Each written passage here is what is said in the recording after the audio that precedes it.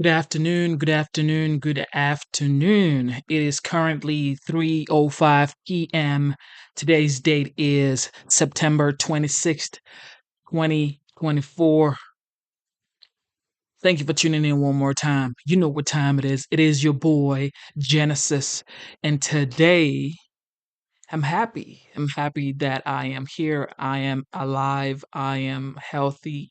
I got my beautiful family. God is good, regardless of what you're going through. Stay true to yourself. Stay believing that the future is bright. Okay. All right. So today, after thanking God, we got to get straight to business. Okay. We got to get straight to business. Today, we are going to be listening to the full hearing of the 45th. Some people say he might be the 47th. Former President Donald J. Trump. His full hearing at the Butler Shoot-In Congressional Task Force. We're going to be listening to that and we're going to see, what they're saying, how they're going to work it out, and overall, what is the conclusion on the issue? Okay. All right. Thank you for tuning in one more time. Double tap your screen, smash the like button. We are back. I told y'all we are going to be back, man. I told y'all your boy Genesis is going to be back. Now I am back. Check this out. Told y'all I'm going to be back. Okay. So we're going to get straight to business. Shout out to my boy Zima. My boy Zima in the house. You know what time it is. Zima, thank you for tuning in. All right, all right, all right. Everybody, strap in. Get ready for a show of a lifetime. All right? Let's get straight to business. Let's get it. From Fox, let's bring it to you right here, as always, getting you set up on Live Now. To declare a recess of the committee at any time. In consultation with the ranking member, we have agreed to operate the task force in accordance with the rules of the House, including the 5-minute rule. We hope that all members will agree to continue to be respectful of each other and abide with the decorum of the House as we investigate the issues at hand. I now recognize myself for my opening statement. On July 13th in Butler, Pennsylvania, 20-year-old gunman Thomas Crooks came within inches of assassinating the former president and current Republican presidential nominee, Donald Trump. I will also say that in this room today, outside of local law enforcement, there's only one other person that was on the grounds that day with my wife, with 3 of my grandchildren, and 1 of my sons. I can't tell you, when I talk to local law enforcement, how much I appreciate what you all did that day, and today is your day to come forward with your testimony. Now, I, along with several members of my family, we were actually present at the rally in Butler when this shooting occurred. It's my hometown. I've lived in this community for more than 60 years. I grew up going to the Butler Farm Show because we, at one time or another, did farming, and we would take our animals there every time we had the farm show, and also played American Legion baseball at the fields beside the farm show. So this tragedy remains incredibly personal to me and to the entire community. This tragedy, the very real threat to democracy of our nation, escaped that day. I think we realized it was entirely preventable. But because of failures by the Secret Service, the shooting was not prevented. Just last week, Acting Director Rowe said his own agency showed complacency. The day of the assassination attempt, Crooks scouted and identified weaknesses in the Secret Service's security plan using both a drone and a rangefinder. Had security vulnerabilities not existed, it is entirely plausible he might not even have attempted the shooting and would have returned home. Unfortunately, we will never know for sure. What we do know is that the documents and testimony point to several fundamental failures on July 13th, in the days leading up to the rally. It was not a single mistake that allowed Crooks to outmaneuver one of our country's. The Secret Service was not assertive on key decisions, like the placement of some of the units and delegating responsibilities. Secondly, the Secret Service did not close down public access or manage access to the grounds next to the rally site that were less than 150 yards from the stage where former President Trump spoke. Third, the security communications and command structure were not cohesive and did not allow for rapid decision-making. Information in a moment of crisis went through radio communications, text messages, and phone calls way too slowly. Secondhand reports were passed in a manner resembling the old children's game telephone. Altogether, these other failures led to a dysfunctional security situation that took the life of Mr. Comparative, injured 2 others, and nearly claimed former president's life. I will add to this what's not in my script. There was another life that day that was lost. The Crooks family lost their son. So whatever role he played that day, we must remember that at the end of the day, I believe this all could have been prevented. Now, in the hours leading up to the assassination attempt, Crooks had a prolonged and unimpeded ability to scout the target and identify the most advantageous shooting positions. Even as Crooks was flagged multiple times for suspicious behavior, confusion surrounded law enforcement's responsibility to find and question him. Crooks operated in an unsecured area, as situational information about him was both delayed and limited. Former President Trump took the stage even as local law enforcement were escalating efforts to find a suspicious person. Evidence shows that in crucial moments after local police over radio reported that Crooks had a long gun on the roof, and in a period of less than 30 seconds before shots were fired, the Secret Service could not process the information fast enough to pull the former president from the stage. I am going to do something here, but I think, Lucas and Sarah, that we believe the same thing. That's wild. All we had to know, if we knew there was a suspicious person out there, and this, I think once you listen to this today, you're going to find out, why in the world would you let former President Trump go out onto that platform if you weren't sure it was secure? That's the whole purpose of why the Secret Service was there. Thankfully, President Trump survived this near-death experience. Mr. Comparative did not. Exercising his patriotic right to participate in our democracy, he was not able to complete that day. And I want you to know something. The Comparative family, on Saturday morning, July 13th, were so excited to leave their home in Sarver as a family, Mr. Comparative, his wife Helen, and their 2 daughters, to go to Butler, Pennsylvania to watch our candidates speak. 4 people drove over that morning, 3 people went home that night. Mr. Comparative lost his life that day. That is totally unacceptable in America. Today's hearing brings forward 3 witnesses who were at the rally aiding the Secret Service effort on July 13th. These men are the first individuals who helped provide security at the July 13th rally to testify before Congress. They are here to give their accounts of what they saw and experienced both at the rally and in the planning process leading up to it, the key being the planning process leading up to it. I do expect they will share enlightening information about mistakes and regrets, but also about heroic and selfless actions taken by local law enforcement that day. It's important to remember that these men and their units were not in charge of July 13th, nor did they have a hand in designing the Secret Service security plan. Those responsibilities belonged to the Secret Service. These men answered a call to play a role protecting the public and our political process, even though providing security at a political rally is not their usual line of work.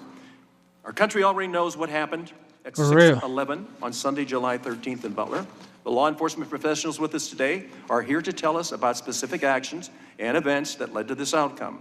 Testifying today, we also have the medical examiner who performed the autopsy on Thomas Crooks. He is testifying to answer questions about how Crooks died and to hopefully put to rest some theories and doubts that often seem to follow high-profile violent events. Finally, our panel includes a distinguished retired Secret Service agent who played no role in the events of July 13th and is on this panel to provide insights into Secret Service protocols and practices. After this hearing, the task force will use what we have learned from today's testimonies, additional documents, and local law enforcement resources in the next phase of our investigation. In this next phase, we will be seeking answers about the Secret Service's questionable decisions regarding planning, resources, and the apparent lack of leadership that led to complacency and vulnerability on July 13th. Since the task force added its first staff in August, following a unanimous 416-0 vote by this House of Representatives to establish this panel, we have led a thorough, fact-based, and bipartisan investigation. Our duty, as expressed in the resolution establishing the task force, is to investigate and present a report making recommendations by December 13th that address the Secret Service's security failures. This task force is fully on track to fulfill our duty. This hearing is not our last word or conclusion. It is a window for the public to see our important ongoing work. Finally, I want to take a moment to address former President Trump, who after September 15th has now decided, in two assassination attempts, he's going to return to the Butler Farm Show on October the 5th. I want to personally commend the former president and his family for the incredible strength they have shown since July 13th. I can't imagine anybody looking at this and looking at it, and please separate the politics from all of this. This is a United States citizen running for a political office. He has a wife, he has children, he has grandchildren. Nowhere in our whole scope of government can we accept the fact that these people jeopardize or put their life in danger by running for a public office. It's totally unacceptable. I think he's owed a lot better than what he got that day, and also we're going to be looking at Florida. But we've been warned about these clear threats to his safety twice. It's the obligation of this Congress, this administration, and public servants at all levels of government to stand against those who would use violence to interfere with our elections. Every American should be outraged, regardless of who they intend to support, by these attempts to nullify their votes through violence. We use ballots, not bullets, to make a determination of who should serve. Today's hearing is the task force's latest attempt to seek accountability and answers on what happened in Butler, Pennsylvania, and to restore the faith, trust, and confidence the American people deserve. One last thing before I recognize Ranking Member. Jason Crow and I, we have a Nearbook truck. For whatever reason. Welcome to the live show, at the same place at the same time for the right reasons. I am going to ask unanimous consent to enter into the record a letter from Leader Scalise granting us permission to have one of our witnesses testify remotely today, and without objection, so ordered. I now recognize the distinguished Ranking Member from Colorado, Mr. Crow, for his opening remarks. Thank you, Chairman, and I want to start by thanking all of the witnesses for coming here willingly on your own time to provide really important information for this panel and for the American people as we seek answers that they need. Political violence has no place in our democracy, period. We must be united in our belief as Americans, not as Republicans or Democrats, that political disagreement is settled through rigorous debate, not violence. That is why this task force's investigation and today's hearing are so important. Since the establishment of this task force just 2 months ago, I have worked closely with Chairman Kelly to ensure that this investigation is and remains bipartisan. The members of this task force and our staffs are coordinating closely to ensure that we establish the facts of the security failures of July 13th so that we can help ensure that those failures never happen again. It is our hope that today's hearing will provide the public with critical insight into our progress. The Secret Service is a critical dual mission. First, protect the protection and investigations to ensure the safety and security of protectees, key locations, and events of national significance, and the investigation of crimes against the U.S. financial system committed by criminals around the world. Its protection mission operates by the Secret Service's own admission on a zero-fail mentality, as it must. While numerous other state and local law enforcement agencies were present leading up to and during the July 13th event, the Secret Service is ultimately responsible for the safety of its protectees, a mission that the Secret Service has had full-time since 1902. It is clear that the Secret Service failed on July 13th. It is also impossible to ignore, however, the fact that the world has changed dramatically since the Secret Service first took over full-time presidential protection in 1902. Political events are bigger. There is a significantly greater number of protectees. Access to information about protectees' movements are more accessible to the public. Times have clearly changed. The Secret Service must be expected to accomplish its zero-fail protection mission without any errors. But Congress must also ensure that the Secret Service has the resources it needs to accomplish that mission. It has become apparent since July 13th that the Secret Service is stretched too thin. It takes years to create a Secret Service agent qualified to protect the president or a former president. Right now, there are simply not enough Secret Service agents. As a result, the Secret Service must rely heavily on Department of Homeland Security agents and other federal agencies whose responsibility may not primarily be personnel protection. The Secret Service also relies heavily on local and state law enforcement, particularly with large-scale events like July 13th. In the first part of this investigation, it has become clear that local law enforcement played a critical role in security on July 13th, and efforts by individual local law enforcement officers may have saved lives and prevented a far greater tragedy. It is also clear, however, that the communication between the Secret Service and local and state partners was disjointed and unclear. For example, there was no single command post for all law enforcement on site to receive and relay information. Given how critical the partnership is between the Secret Service and local and state law enforcement agencies, clear lines of communication are crucial. The Secret Service must do better. This task force has a solemn, urgent responsibility: uncover the failures and help stop them from being repeated. The American people deserve clear answers about what happened on July 13th. This hearing will provide the first pieces of what we learned, but make no mistake, this investigation is still early days and there is much more to do. I look forward to hearing from our witnesses and learning more about their perspectives on what happened, what went wrong, and how we might prevent these failures moving forward. Thank you, Chairman. I yield back. I'll now introduce our witnesses. Today we are joined by Mr. Edward Lenz, who serves as the commander of the Butler County Emergency Service Unit. Commander Lenz is also a sergeant with the Adams Township Police Department. On July 13th, while working for Butler ESU, Commander Lenz was stationed in the local command post at the campaign rally site. Next, we have Mr. Drew Blasco, who is patrolman for Butler Township Police Department. Patrolman Blasco is also a sniper team assistant leader for Butler County ESU. Facts. July 13th, while working for Butler Township, Patrolman Blasco was stationed with a Secret Service agent where former President Trump's motor car arrived. Our third witness is Mr. John Herold, who is a lieutenant for the Pennsylvania State Police. Lieutenant Herold was the officer in charge for the Pennsylvania State Police on July 13th. Next, we have Mr. Patrick Sullivan, who has served over 40 years in federal law enforcement. He began his career at 18, working for the FBI. Then he joined the Secret Service as a special agent, where he served 23 years, retiring as a supervisor. Though he is retired and was not present on July 13th, he served on the Secret Service Presidential Protection Division for 4 years and conducted numerous advances, both domestic and foreign. His expertise will be helpful in context of how the Secret Service works with local law enforcement. Michael, that's to ensure facts, the safety of all protectees. Michael, Last but not least, we have Dr. Earl Goldschmidt testifying Absolutely remotely. true.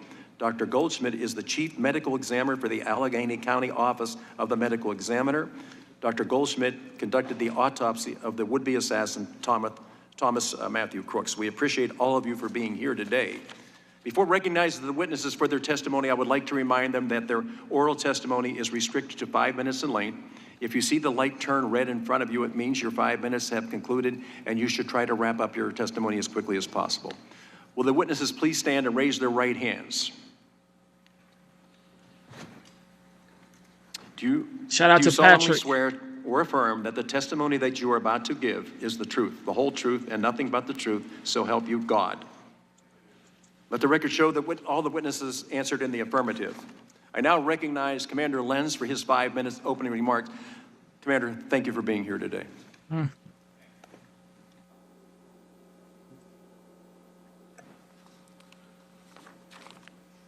Good morning. My name is Edward Lenz. I'm a patrol sergeant for the Adams Township Police Department in Butler County, Pennsylvania, and the commander for the Butler County Emergency Services Unit. I was the commander of the local tactical units operating at the Butler, PA presidential rally on July 13th. Butler ESU was initially requested to assist the U.S. Secret Service at the Butler rally by providing 2 counter-assault teams and a quick reaction force. Later, 2 sniper teams were added to that request during the planning process. We were assisted at the Butler rally by the Beaver County Emergency Services Unit, the Washington County Regional SWAT Team, and pre-hospital staff from Allegheny Health Network. Beaver ESU provided a 2nd armored vehicle with a counter-assault team and 2 police snipers. Washington Regional SWAT provided 4 tactical operators and 2 police snipers, and Allegheny Health Network provided an EMS physician and a paramedic to assist the tactical EMS providers already embedded with our teams. Across the 2 counter-assault teams, the quick reaction force, the 3 sniper teams, and support personnel, we provided a total manpower of 44 persons, exceeding the number requested by the Secret Service. At no point during the planning process was Butler County ESU asked to secure the AGR complex, nor the perimeter surrounding that area. At no point during the planning process was Butler ESU asked to deploy a sniper team to the roof of the AGR complex, and at no point in our operations plan did we ever say that we would deploy a sniper team to the roof of the AGR complex. From their positions inside the AGR building, the snipers were not able to see the roof where the shooter was located, and again, that was not within their area of responsibility. Butler County is our home. Some of those attending that rally were our neighbors, our friends, our families, our coworkers, and in fact, my wife was one of the paramedics embedded with our team at the rally, and she provided treatment to those that had been shot. Each and every team member took their job serious and their responsibilities serious. Illustrative of this, a member of the QRF had observed several suspicious persons in the area of the AGR building, one of whom ended up being the shooter. This information was relayed to uniformed patrol officers assigned to post along the perimeter and was discussed with the snipers posted inside the AGR building. A Beaver County sniper in the AGR building was able to take a photograph of the suspicious male while he sat near the AGR building. And again, Elaborate more what you mean, bro. Towards the stage. Andre G. Gordon. And this information was promptly reported Elaborate to the Pennsylvania more, bro. State Police in the Secret Service Command Center, the Butler County Sheriff's Office, and the Butler Township Police Department. Had these officers not picked up on this suspicious behavior, we likely would not have known anything was wrong until shots were fired. Prior to those shots being fired, an operator from Butler ESU had exited the red barn behind the stage and was monitoring the AGR area due to the suspicious person reports. When shots rang out, he was able to quickly identify where the shots were coming from. He observed the shooter, he shouldered his rifle, he acquired his target, and he fired one round at the shooter, which caused the shooter to recoil and briefly fall out of sight. He did this less than 6 seconds after shots began, using his short barrel M4 platform rifle chambered in .556 with an EOTech weapon sight at a distance of approximately 110 yards. He remained on target, prepared to engage with additional rounds, and as the shooter slowly came back into sight, a Secret Service counter sniper fired a round striking the shooter, ending the active threat. No other rounds were fired by the shooter after he was engaged by the Butler ESU operator. Since July 13th, we have cooperated with multiple investigations, and our members have been interviewed by the Pennsylvania State Police, the FBI, the Senate Homeland Security and Governmental Affairs Committee, the Secret Service Mission Assurance Investigators, the Homeland Security Independent Review Panel, Senator Grassley's office, and of course, this House task force. We have done so without subpoena, and I am here today without being subpoenaed. Butler County ESU has nothing to hide, and we will continue to cooperate, as I believe the American people deserve the truth.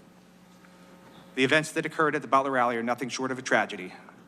Evil will always be a threat, and we must continually review our own actions, adjust our operations, and constantly strive to achieve perfection, though we will never achieve it.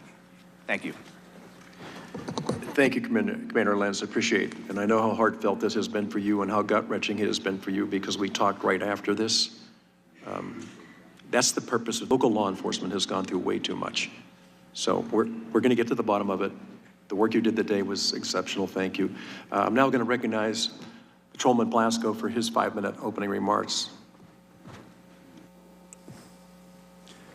Good morning, members of Congress and of the task force. My name is Drew Blasco. I'm a patrol officer with Butler Township Police Department and assistant team leader of the sniper unit with Butler County Emergency Service Unit, as well as a veteran of the U.S. Army. Please let me begin by stating that the place where the deadly events of July 13th unfolded is my home. I was born and raised in Butler Township, Pennsylvania, and I've regularly attended the annual farm show on those very grounds since I was a child. The Butler Township community is sacred to me and to the members of the police community with whom I serve. Many of our families and friends work in Butler Township, and our police force works very hard day in and day out to ensure their safety and to maintain the peace and safety of all who come into the township. The events that ultimately played out were horrific and tragic. A man lost his life, his family lost a husband and a father. People's lives were changed forever. I had the unique perspective of wearing two hats for this rally, as an ESU member and and assistant team leader of the sniper unit, I took part in some of the planning meetings, which included interaction with the Secret Service. On the day of the event, I worked as a Butler Township officer, assisting with traffic control to ensure that the roads and intersections were clear for the arrival and departure of the motorcade. I would like you all to know that I, my fellow township officers, and ESU team members are committed to doing all that we can to help prevent similar tragedies from taking place in the future. We have voluntarily participated in numerous interviews with state and federal investigators, including those of this task force. We have done so to be transparent and to do what we can to help make political rallies and public events safer. And most importantly, to prevent the lives from being shattered whenever evil men are determined to pursue evil deeds. Thank you.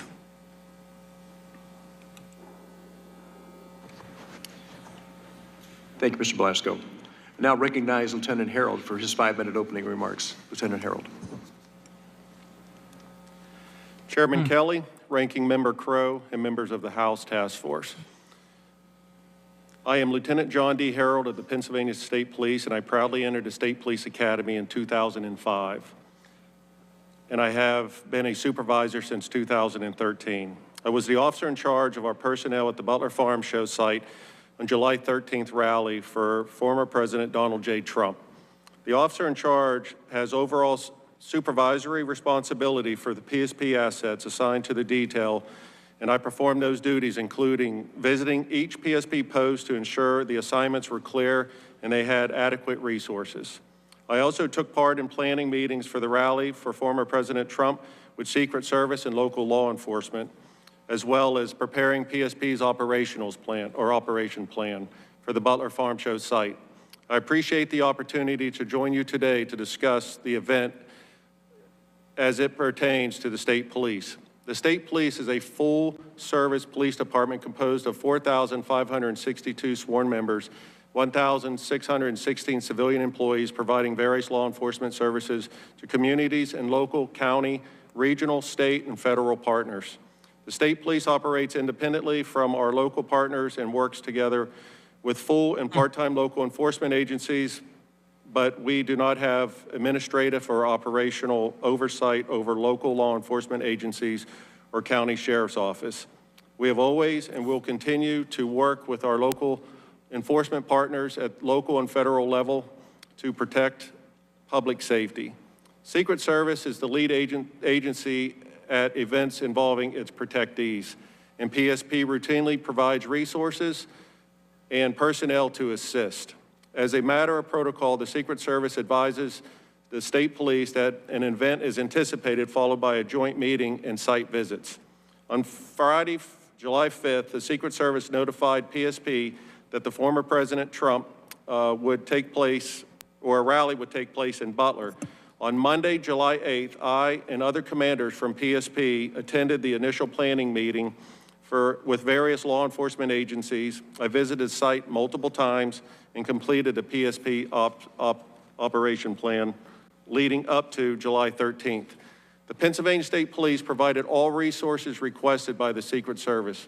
The Secret Service did not ask me, as the officer in charge of PSP assets, to post a car or trooper at the AGR International property. Nor am I aware that Secret Service making that request to any other PSP official. 30 members of the state police were assigned to various roles to support the Secret Service. These members provided escort for the motorcade route, staffed post within the secured perimeter, performed roving patrols, and staffed the Secret Service command post. PSP was not responsible for securing the building or property at AGR International. The Secret Service established and managed the primary command post for communication.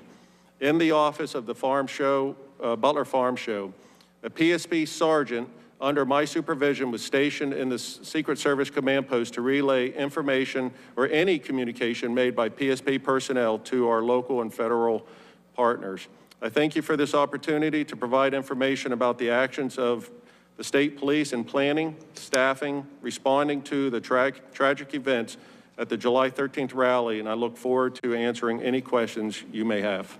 Thank you, Lieutenant Herold. I now recognize Mr. Sullivan. It's getting spicy, y'all. Every 2024, everybody getting the Kelly, book, Ranking bro. Member Crow, 2024, distinguished members everybody. of the task force. I am All the Patrick truth Sullivan, coming out. retired Secret Service agent with 23 years of service. I am honored to appear before you today. I'm a life member of the International Association of Chiefs of Police and the Fraternal Order of Police. I'm also a board member of the United States Secret Service Association. I'm speaking for myself this morning as a subject matter expert. The information that has come to light so far regarding the security failures in Butler is shocking and infuriating. However, I am very, very proud of the bravery of the agents who put themselves in harm's way to save former President Trump and the skill of the counter sniper that neutralized the incoming gunfire with one shot. I served as a Secret Service agent in many investigative, protective, and supervisory assignments. Make no mistake, the Secret Service cannot function without the assistance of its state and local law enforcement partners. I truly believe the men and women of the Secret Service have the most difficult and unforgiving job in law enforcement. It is a zero-fail mission. I have the utmost respect for those agents, uniformed division officers, and staff who are currently facing the challenges. For a presidential visit, the Secret Service must provide 360-degree coverage to include the sky above and the ground below. The Secret Service establishes an inner, middle, and outer perimeter. I will now discuss a typical Secret Service advance for a presidential visit in the United States. Prior to July 13th, what follows was only provided for the president. It's my understanding that these advance procedures are now being used to protect President Biden, Vice President Harris, as well as former President Trump. The President's staff informs the Secret Service about the date and location and itinerary for a trip. The protective detail then notifies headquarters and the Secret Service field office where the visit will occur. The field office then notifies the relevant state and local law enforcement agencies and schedules a police meeting. It is at the police meeting that the state and local law enforcement agencies meet the Secret Service advance team and learn about the trip. Counterparts for the Secret Service advance team and local police are identified. The Secret Service advance team usually consists of the following: a lead advance, site advance, airport, motorcade, protective intelligence, Too strong, counter-assault too team, strong, counter-sniper facts. team, That's another facts, bro. magnetometer, But we don't want counter-surveillance anything unit, to happen and to anybody, technical bro. advanced components to include We don't want that. unmanned aerial surveillance. After the counterparts are identified, the police and Secret Service work together on their assignments to develop a security plan for their site. They will jointly determine the assets needed to secure the site. The Secret Service personnel doing the CAT and counter-sniper advance will also work closely with the local police SWAT personnel to craft a tactical response plan. The Protective Intelligence, or PI advance, works with the local police and other federal agencies to investigate any threats or threat-related information. The site agent, in consultation with the lead advance agent, reviews the site security plan and presents it to the field office supervisor and protective detail supervisor for concurrence. The lead advance agent is responsible for ensuring all protection activities are coordinated and in sync. This includes ensuring all components communicate and respond appropriately during an emergency. Usually there will be one overall command post for the visit, with each site having a security room, a scaled-down version of a CP. The Secret Service lead and site agents do not have direct command or control of the state and local police officers. Off-the-record sites are handled differently than most on-the-record movements. The Secret Service does not know the President intends to visit a location until shortly before. The Secret Service will have a site agent conduct a brief advance to ensure that there are no apparent security concerns. Additional security measures are put in place after the President arrives. In closing, I would like to suggest Congress consider expanding the statutory authority of the Secret Service to ensure the agency can make the most informed decisions possible. The United States is facing a hyper-dynamic threat environment, and the Secret Service must be certain is receiving all relevant threat information. The failure of most Secret Service personnel in Butler to be informed about the specific threat facing former President Trump stands out. Currently, there is no statutory requirement mandating federal, state, and local agencies must report to the Secret Service information concerning threats against the president or other protectees. There are agreements in place and memorandum of understanding to allow the transfer of such information, but no legal mandate to do so. In my opinion, the law must clearly state such information must be immediately provided to the Secret Service to take whatever steps it deems necessary to conduct an investigation and follow-up. For example, the FBI has exclusive jurisdiction to investigate a conspiracy to assault or kill the president before the attack takes place. Since the Secret Service is responsible for protecting the president, it should be part of all such threat investigations so it can take appropriate steps to prevent an assassination. And finally, the FBI has authority boy under said, current law what to seek the assistance of what any the federal, F state, or is local the agency, 29%? including the military, to help investigate an assassination or assassination attempt after the fact. I believe the Secret Service should have similar authority to call for such assistance to prevent an assassination or assassination attempt. That concludes my statement. Thank you very much. Thank you, Mr. I Sullivan. don't know, bro. I now recognize Promise you Dr. that. Goldschmidt for I his don't know. 5-minute opening remarks. Now, the witness is going to be testifying over the phone, right? Okay. Dr. Goldschmidt, please. Good morning, Chairman Kelly, Ranking Member Crow, and distinguished members of the task force. My name is Dr. Ariel Goldschmidt. I'm the Chief Medical Examiner for Allegheny County, Pennsylvania. On July 13, 2024, after the attempted assassination of former President Trump, I, through my staff, reached Double out tap to your Butler screen, County subscribe to the Coroner, channel. Let's Bill get it. Young, to offer our assistance if needed. Later that night, our assistance was accepted by Butler County, and arrangements were made to transport the bodies of Thomas Matthew Crooks and victim Corey Dean Comparative to our office. Our office wasn't involved in the transportation of the decedents. However, once they were transported to our office, the required chain of custody work was processed. The following morning, July 14 at 9:15 a.m., I began Mr. Crooks' autopsy with the assistance of other technicians named in my report. Prior to the autopsy, the body was x-rayed.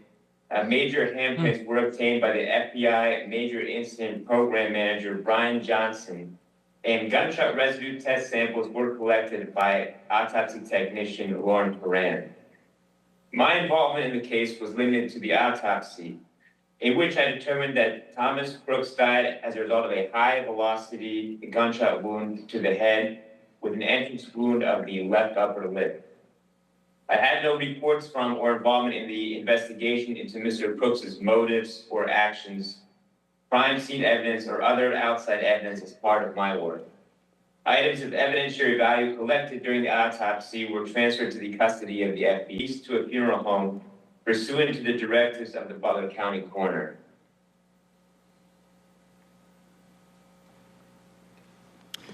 Thank you, Doctor. Now we're going to move to member questions under the 5-minute rule, and I'm going to recognize myself for 5 minutes of questions.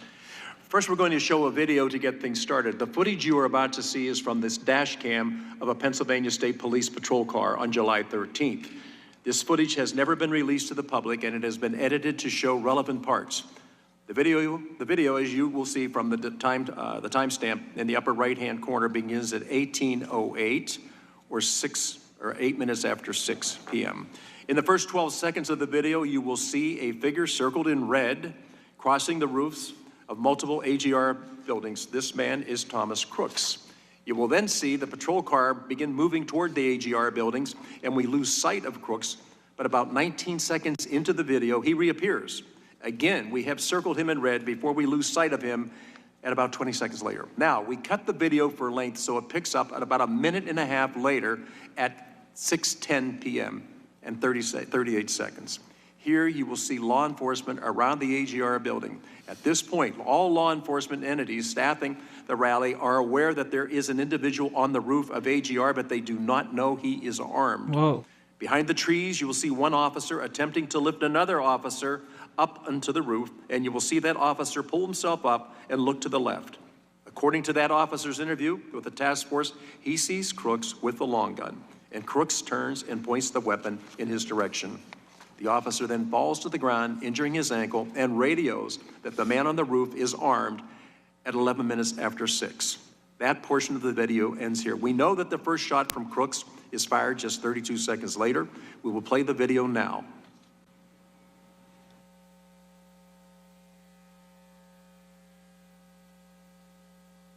This will take about 51 seconds.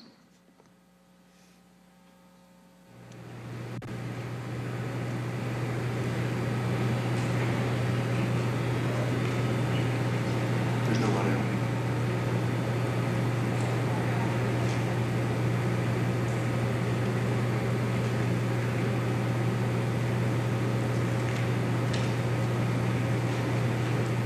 What going on right now?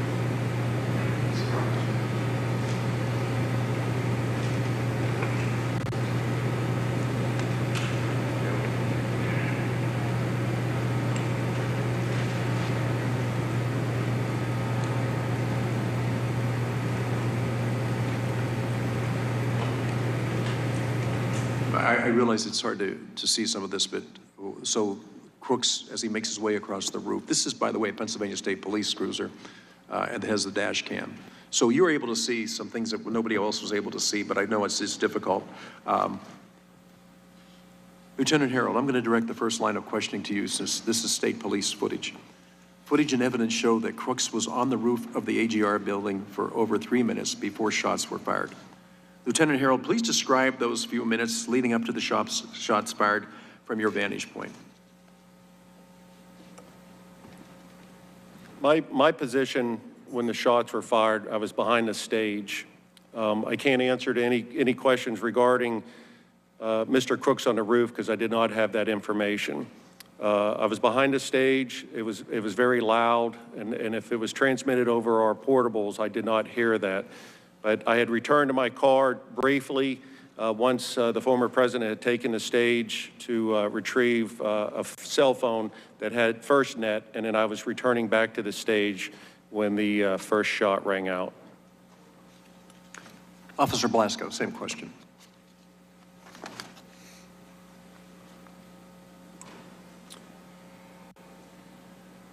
At that time, I was at Brady Paul, and I was working my way over to the AGR building to assist other Butler Township units with looking for Crooks. As I got to the water tower, I parked underneath the water tower and began to make my way to AGR. That's when the shots rang out. Thank you. Jenny Cook. Commander Lenz, shout out to Jenny you Cook. were reportedly the first person to call out shots fired over the radio. Were you aware that someone was on the roof or that he was armed prior to the shots being fired? Also, please describe those few minutes leading up to shots fired from your vantage point. For the first two questions, yes, I was aware through radio traffic that there was somebody on the roof and also that he was armed. The first report that there was somebody on the roof came on a different radio channel than the tactical units were operating, which would be PD Ops 3. And that transmission at 18:08 and 20 seconds is somebody's on the roof. At 18:09, I made a phone call to the PSP sergeant in the Secret Service Command Center and relayed the information that there was a suspect on the roof of the AGR building. There was some additional radio traffic from the Butler Township police units. And at 18:11:03 hours on that PD Ops 3 channel, again, not the channel the tactical units were operating, is the Butler Township unit that reports he is armed. I believe he says, I see him, he's laying down, and he has a long gun. So my actions for that, at that point, the gentleman on the roof clearly is a threat, and I radioed to our quick reaction force to deploy them to the AGR complex to begin to address that threat. Prior to me finishing that radio transmission, you can hear the shots being fired through my open microphone. Okay. You know, I have a problem going back to the actual sighting of Mr. Crooks more than once and way before 11 minutes after 6. I think that one of the things is the panel has heard from different people at different times is of the thousands of people that were on the grounds that day, there is repeatedly one person that keeps standing out in the back and forth, all the different communication. And it is, in fact, Thomas Crooks that they're talking about. Craig. So we knew there was somebody that was very suspicious. We also knew there was somebody that we weren't able to actually come in contact with, and we kept losing contact with him. We saw him with a rangefinder. We saw him doing things that were not probably in line with what people go to a rally for. And I think that I'm constantly going to be wondering at what point did somebody say, we're not sure the area is secure and safe? There's enough understanding before that. The way you all responded, I think, was incredible. I want to thank you for that, but I still can't understand. Of all the different people that were on the grounds that day, thousands of people, there's only one consistent person that they identify, and it is ultimately the shooter. So I don't believe the grounds were safe and secure that day. I'm just trying to understand is what it was or what it would have taken for somebody to say, keep Mr. Trump inside until we clear this up. Well, Commander Lenz, because you and I have had not just minutes, but hours together, and a couple of days we'll be gone a deep dive to what happened. Do you feel that the Secret Service adequately prepared you and your men for July 13th? believe I can answer the tasks that they had given us, which would be to provide 2 counter-assault teams, 2 sniper teams, and a quick reaction force. We were certainly prepared for the missions that they had given us. There were additional things, obviously, that Yo, Papa probably Smurf, needed covered. welcome to the but they live never show. asked us to do that. Double They tap never your tasked screen, us with subscribe that. to the channel. So given what Let's they get it. specifically asked us to do, we were certainly prepared to do that. Okay, so you did what they asked you to do. But looking back at it now, the question is, did they clearly identify what it is that they expected of you or what you could have been responsible That's for? right. Mr. Blasco, same question.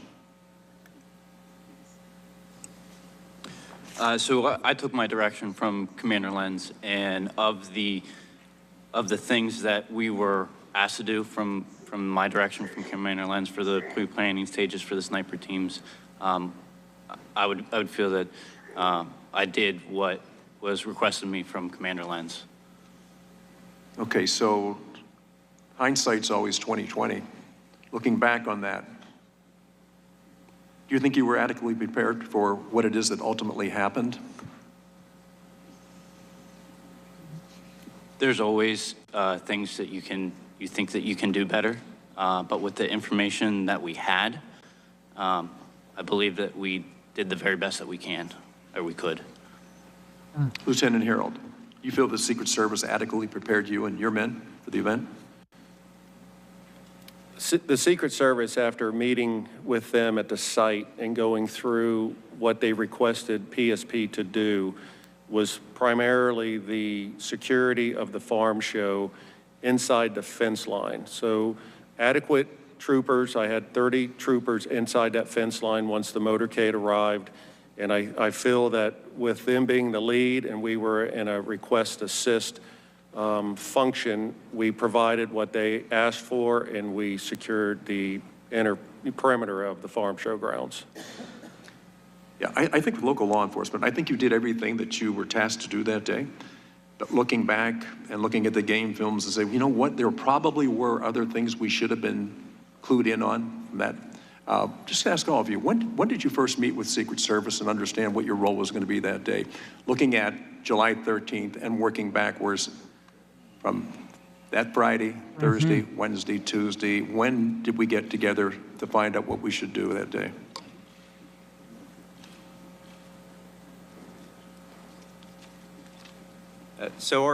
For Butler ESU, our first contact from the Secret Service was Friday, July 5th at 1:55, and that was a phone call asking for assistance with the upcoming Butler rally. We then had a police planning meeting that was on July 8th, 2024 in Allegheny County. And during that meeting is where they relayed the information specific to their request. And at that point for Butler ESU, that was 2 counter-assault teams and a quick reaction force. Commander, tell me, where did that meeting take place? I believe it was the Allegheny County Emergency Operations Center.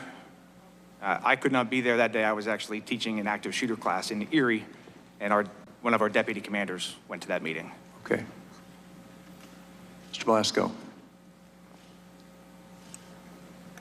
Yeah, I will. So again, we took, from that meeting, we took direction from Commander Lenz and the deputy commanders and team leaders, and we started to formulate a plan of what to do. But the first interaction that I personally had with the Secret Service would have been the July 11th walkthrough at the farm show grounds. So actually on the site? Yes, sir. Okay, that was my question. I know that you were in Allegheny County and they're getting ready for this, but who actually walked the site, saw what it was that needed to be done, and had determined a lot of things, including where the perimeter should be?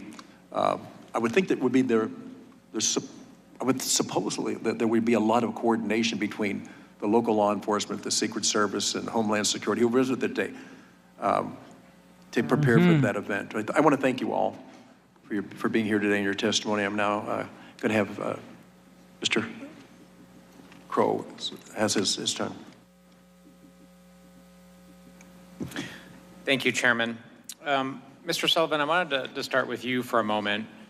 I served in the Army before coming to Congress, and one of the principles of operations, as Mr. Blasco, I'm sure, is familiar, is you have to have unity of command and you have to have a station on site.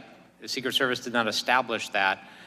Is that atypical in your experience? Would there normally be one command and control station to unify command and communications? Yes, that's very atypical. I am very surprised. Normally, there will be an overall command post for the entire visit. Then each site will have what's called a security room, where radio traffic pertinent to that individual site is controlled. And the command post, the overall command post, should be the state, local police, Secret Service, and other federal partners that may be assisting. So this is very unusual, that the way it turned out here at this site. Do you have any sense in this instance as to why that might occur? Are there instances where when you're conducting an event, you would do multiple command posts, or can you not see why that would be the case? Well, it's a misnomer, Congressman. The multiple command posts, the Secret Service always has security rooms at individual sites, and they may be termed a command post, but it's really a mini command post. There should be just one overall command post, and each site has their own kind of communication center where information relative to that site will be transmitted. For example, the airport agents or security there really are not concerned what's happening at the other sites because they're only concerned about the airport. So there'd be a security room just for the airport site. It's probably safe to say that, you know, time and speed is really important, right? Because the idea behind that, and I don't mean to put words in your mouth, but the idea behind that is if there's something identified as being wrong, a suspicious person, that has to be very quickly communicated, right? Yeah, this is how it should happen. The protective detail is on one specific frequency, the Secret Service frequency, and only the protective details on that frequency. The post standers are on a second frequency, and the tactical teams are on a third frequency, but the other tactical teams monitor all three frequencies at the same time. So if something happens, it's at the security room's responsibility to immediately get on the radio on the details frequency and say, there's an issue, remove the protectee from the stage or cover and evacuate. That's what's supposed to happen. And that's what's drilled into every Secret Service agent. There has to be, because the detail agents, don't forget, they can't listen to all the other traffic. They have to be rock solid on protecting the president or the presidential candidate. So their frequency is just for their individual movements. So in this instance, based upon what you know and what you heard from Commander Lenz and Mr. Blasco, a suspicious person was identified with a rangefinder. Pictures were taken of this person moving around a building, so much so that it drew the attention of one of the sniper teams who took pictures of it. If that information had been effectively communicated to the FBI, or if the FBI, I guess to rephrase that, had set up a communication system and a command post to receive that information, would that have been a situation where you would say the protectee shouldn't go on stage until we resolve this? Congressman Kerr, you mean the Secret Service, not FBI? Yeah, I'm sorry, yeah, Secret Service, right. Yes, sir. What should have happened, in my opinion, is when the suspicious person was identified, the detail leader and the shift agent should have been told there's an issue, we're working a suspicious person. And then at that point, it was probably would be inappropriate to remove the president from the stage, but the detail leader should know there's an issue, I may have to react quicker. So at a minimum, when there's a suspicious person, the detail leader and the shift agent should be told there's an issue.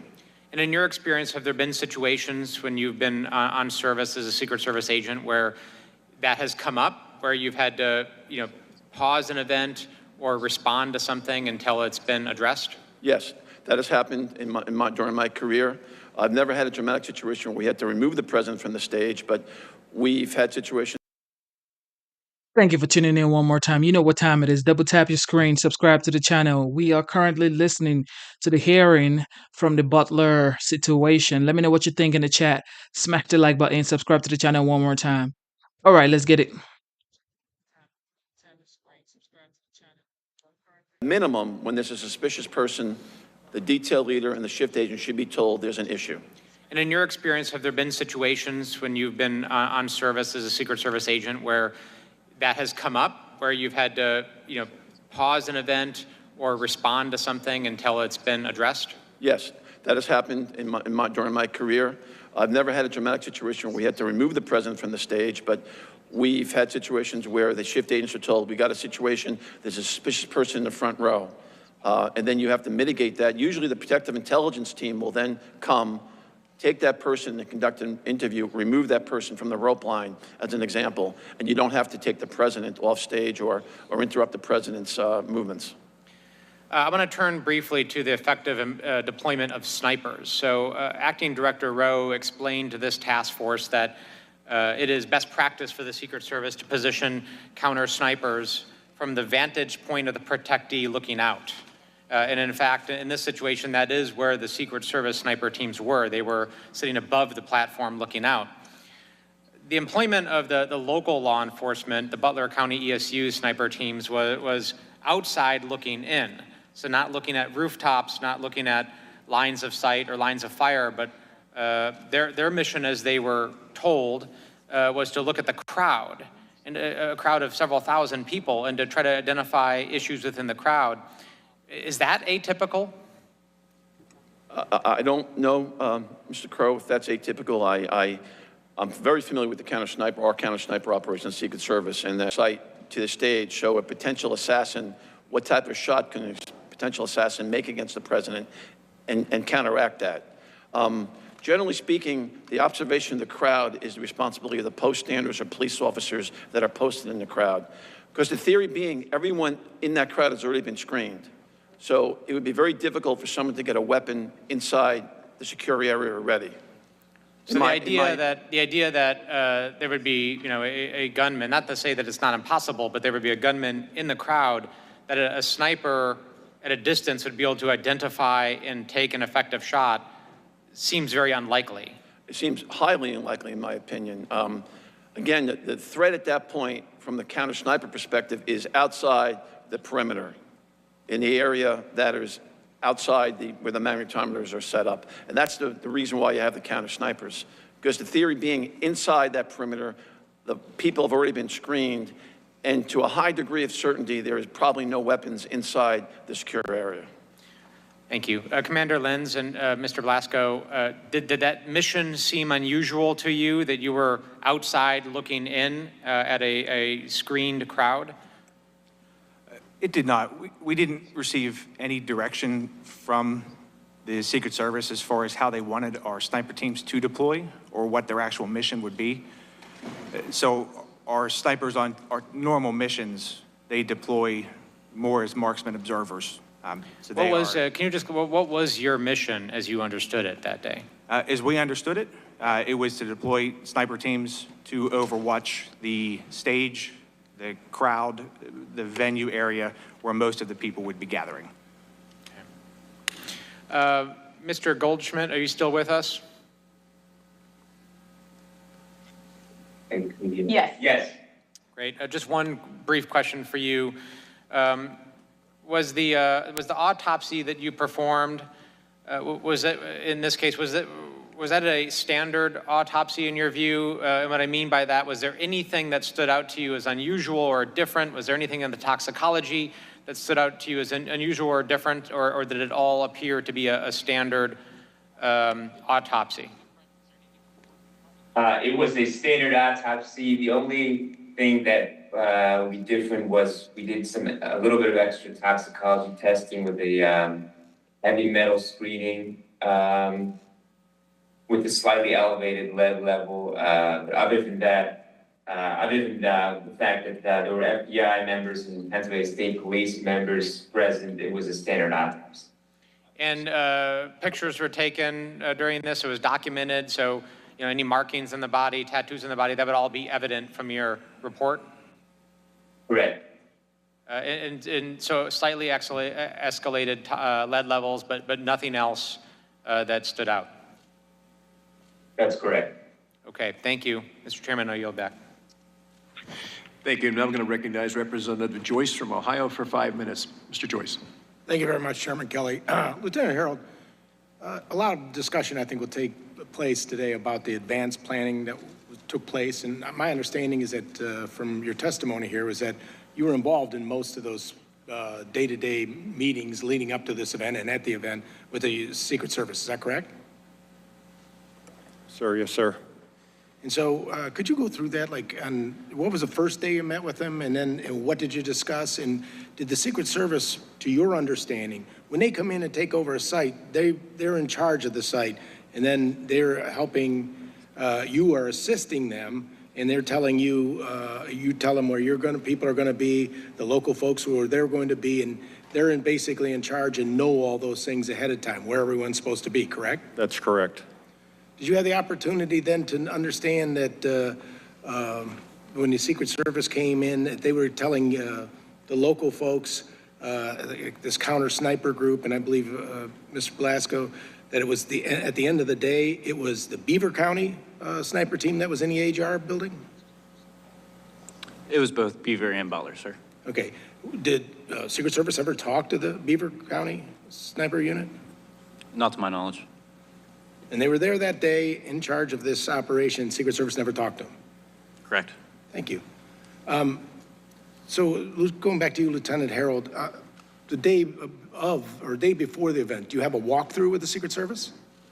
I had 2 walkthroughs at the site. There was a walkthrough on Tuesday. It was just a brief to get familiar with the property. We went back to the barracks. We pulled up an image of the farm show on a smart screen TV. We drew the fence line, spoke a little bit. The main meeting at the site was Thursday, and it was with the same 3 Secret Service agents. I was with 2 other PSP commanders. We walked the site starting at the main gate. We went clockwise around and looking at my ops plan, wherever there's a dot or a number, that was a stationary patrol. And then basically when we got near the end and I had everything that they had requested, I was informed by my Area 1 commander that if we needed additional troopers, that we could pull from surrounding troops. But after the request and the assignments that was given to us from Secret Service, I had plenty. I covered all the posts, and I had additional roving troopers inside the venue. So that was primarily the main meeting that we had with Secret Service was on Thursday, and then I completed the ops plan and had it forwarded out by 1,500 hours on Friday.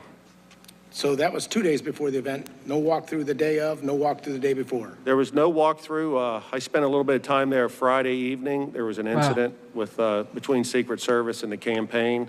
I was on my way home. I live across the street from the farm show, so I stopped there to see what the issue was.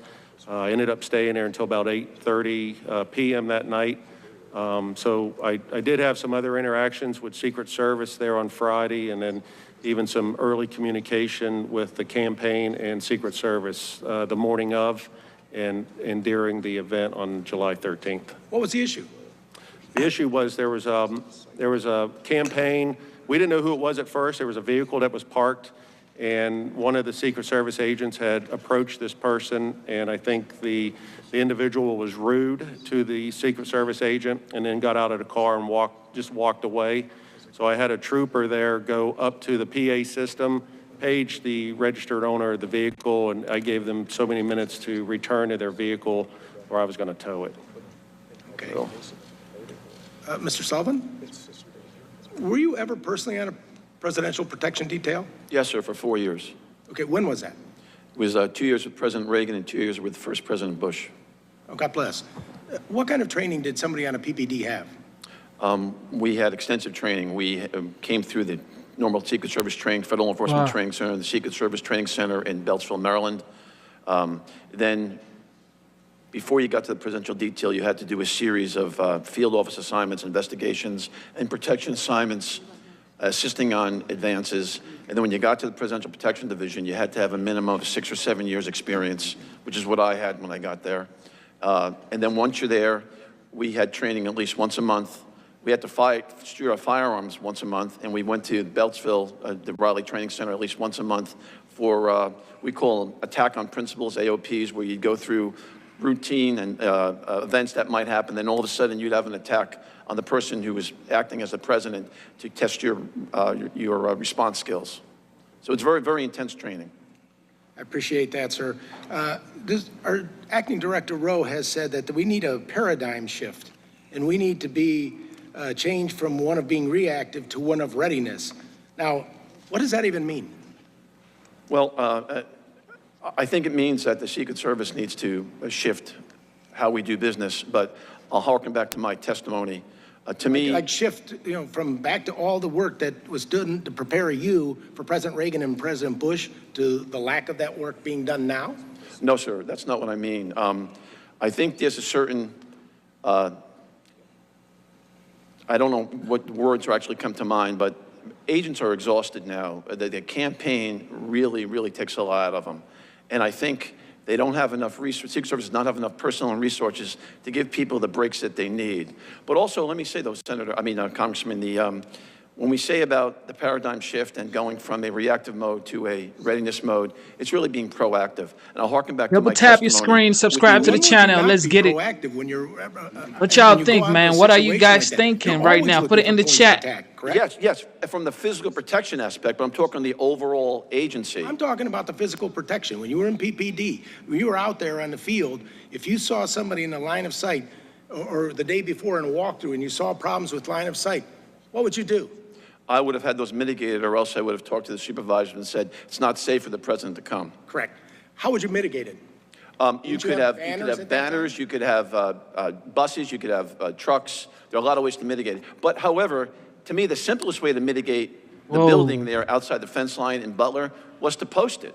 If you had police officers on the outside of the building, or agents, no one could have got up to the roof. My understanding is that there was some type of vehicle that was supposed to be posted there to block that line of sight.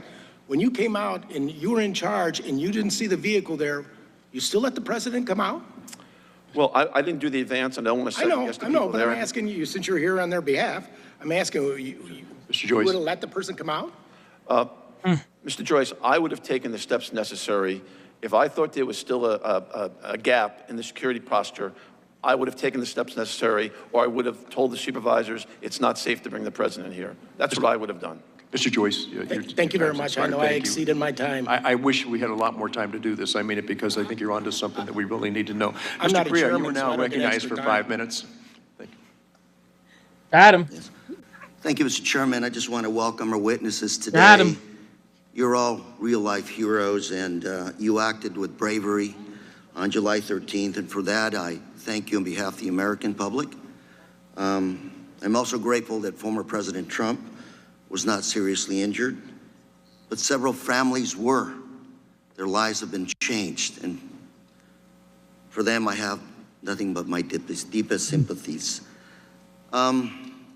True. Sad. Mr. Sullivan, I want to turn to you first. I have a Wall Street Journal article from yesterday, and I'm going to submit this for the record, Mr. Chairman. Objections. And quickly summarizing some of the statements were made. Unclear chain of command, technical issues, poor communication, couldn't identify who within Secret Service was final decision maker. No communication in real time. 2 communication centers. Secret Service said they had technical issues with the radios, a problem that was characterized as being common with the agency. This is a summary of the Senate findings. And Mr. Sullivan, I just want to ask you a very brief question, which is, who's in charge at these sites? It is crystal clear in my mind from when I was an agent.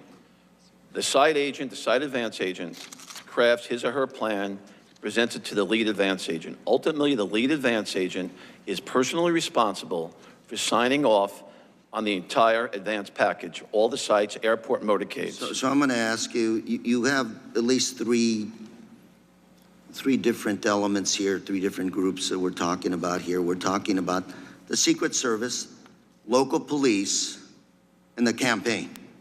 Yes. So the Secret Service is in charge. Secret Service is in charge Of all the above. Of security. No, not all the above, not the campaign, Mr. Carrera. It's only charge of the security Russ. portion. And I say that to you because excuses. some of the testimony here today, Just like you said, first of bro. all, we don't have communication was totally lacking here. You mentioned there was a, one command center is generally the situation. Here you had two command centers that didn't talk to each other. You had someone in the roof spotted, 1609. Double tap call your was screen, made, subscribe to the suspect channel. on Let's roof go. with possible weapon. 1811, local police officer spots crooks, jumps off the roof, injures himself. 32 seconds later, you have a shot, goes off. Real time. You've been with the Secret Service, sir. You with President Reagan, I believe you said? And President Bush, yes, sir. Thank you for that good work. What went wrong? Who's in charge? And I'm not trying to say focus on you, but rather we have former President Trump going back to Butler here in the next few days. I'm not looking for people that are guilty here. I'm looking for solutions. What went wrong? How can we fix that moving forward?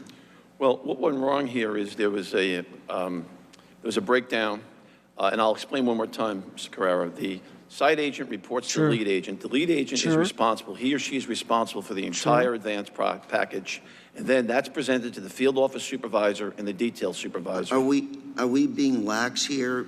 Because Secret Service is an elite group of Americans, done an excellent job of protecting our presidents. And here today, you described to me, who's in charge, at least for the locals in Secret Service and not the campaign.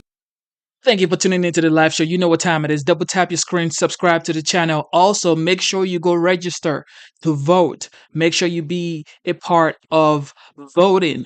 Don't be watching the live stream if you're not going to be voting, okay? Make sure you vote. But is there somebody there who has the authority to say, this doesn't look good, pull the candidate off the stage, this situation is beyond my control, or it doesn't look good, cancel this thing, move to a safer ground? Is there somebody there that has the authority to tell all three elements, this is not good, let's move on? Yes, the site agent and the lead agent, before the protectee gets there, could call ahead and say, it's not safe, do not let the protectee arrive. Absolutely. Once the protectee's there, if there's an issue, any agent, you don't have to be the detail leader, any agent can go up. I'm running out of time, so very quickly, my last question would be, did that person in charge also review all of the communication and say, this is not working? Yes, that was the lead agent's responsibility. The lead agent. And so there was a failure there by the lead agent. Well, I don't want to specifically say the lead agent, but in my opinion, it was probably the lead agent's responsibility to ensure the overall communication for the entire visit was appropriate. And that was not the case? Apparently not. Thank you, Mr. Chairman, I yield. Thank you, Mr. Correa. Now recognize Representative Walz for 5 minutes. Thank you, Mr. Chairman, and I think I share everyone's condolences for the Comparative family, for the Copenhagen family, for the Dutch family that are dead and suffering because of these failures. And thank you all for your service. Every day you wake up and put that badge on to keep us safe. We appreciate you and we have your back. And I just want to let you know, as a veteran, when we come home, we depend on all of you, and I just can't thank you enough.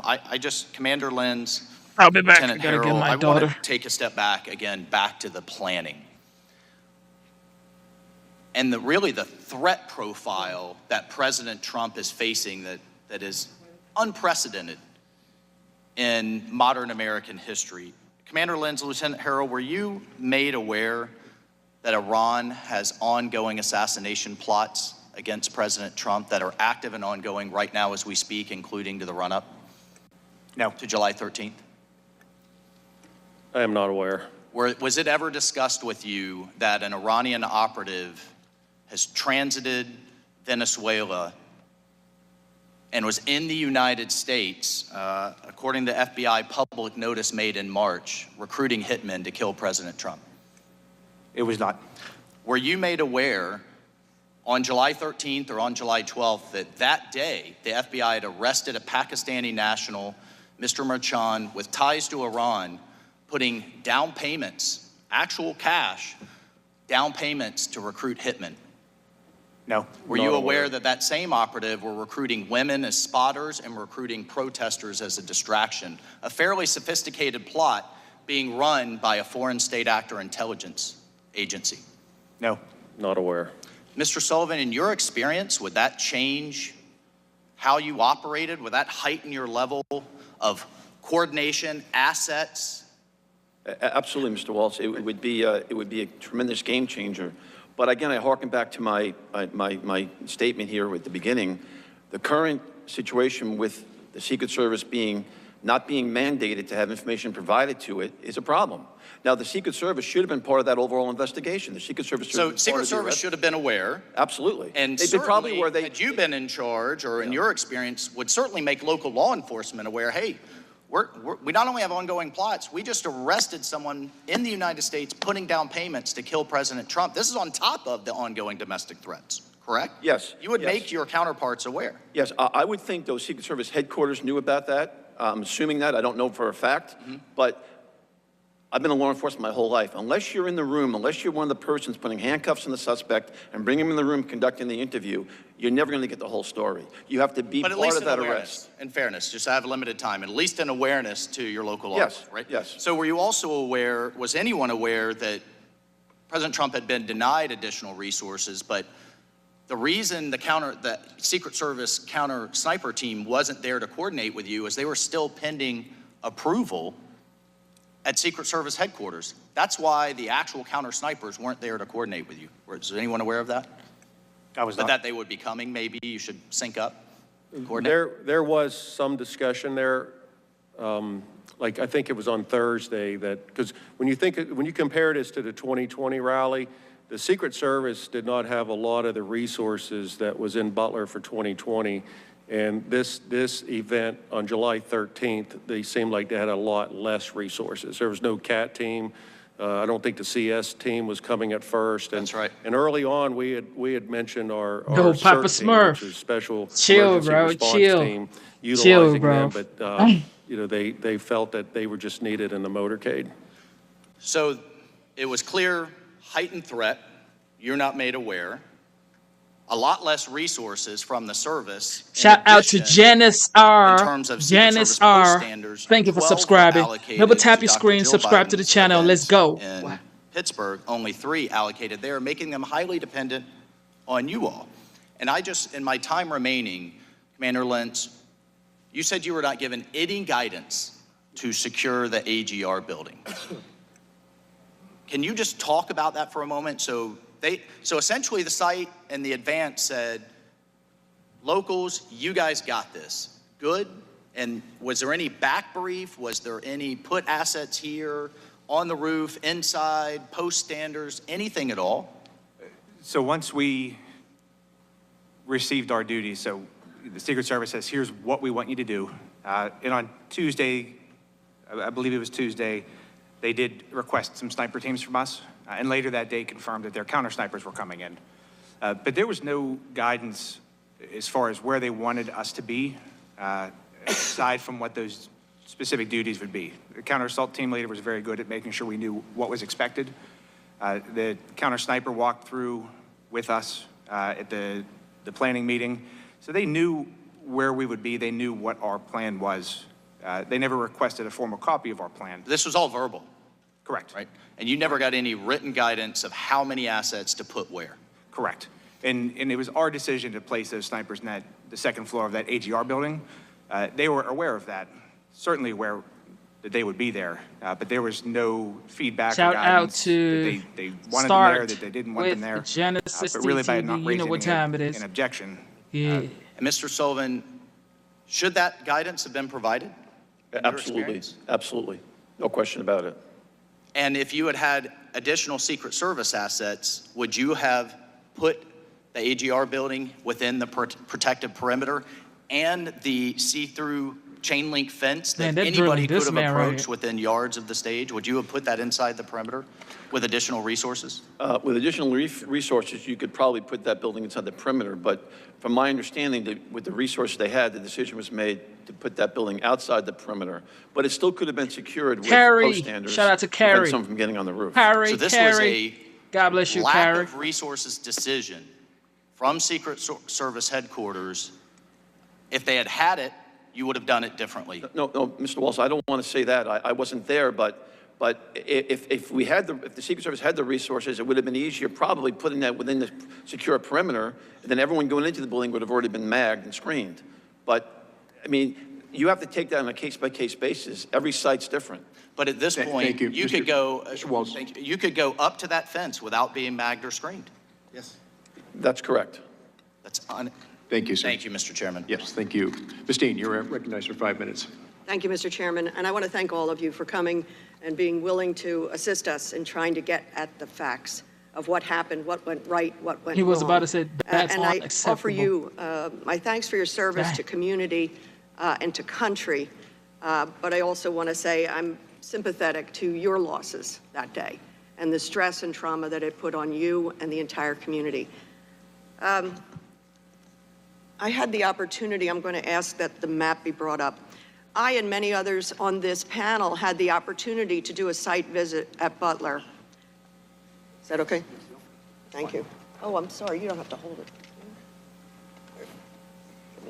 Excuse me 1 second. Where's ATR? Right here. And what struck me, and I think most of us, was the proximity of the place, how close everything was as we walked into that field and looked where the stage would have been and just looked to our left, the double fence line, very open double fence line, and then these buildings. So I'm going to start with you, Officer Blasco. And again, I thank you for your service to our country and, of course, to the community that week and that day and continuing.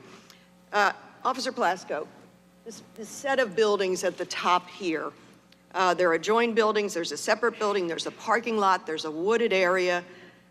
What we see at the top, is that the AGR complex? Yes. Okay. How far are the AGR buildings from the red barns behind the stage, which I don't think are shown here? Red barns were here. They are approximately 130 yards. 130 yards, okay. Is it your understanding that the AGR complex was left out of the secure perimeter by Secret Service and the plans in the rally, outside of that which was established by Secret Service? Yes, that was our understanding of it.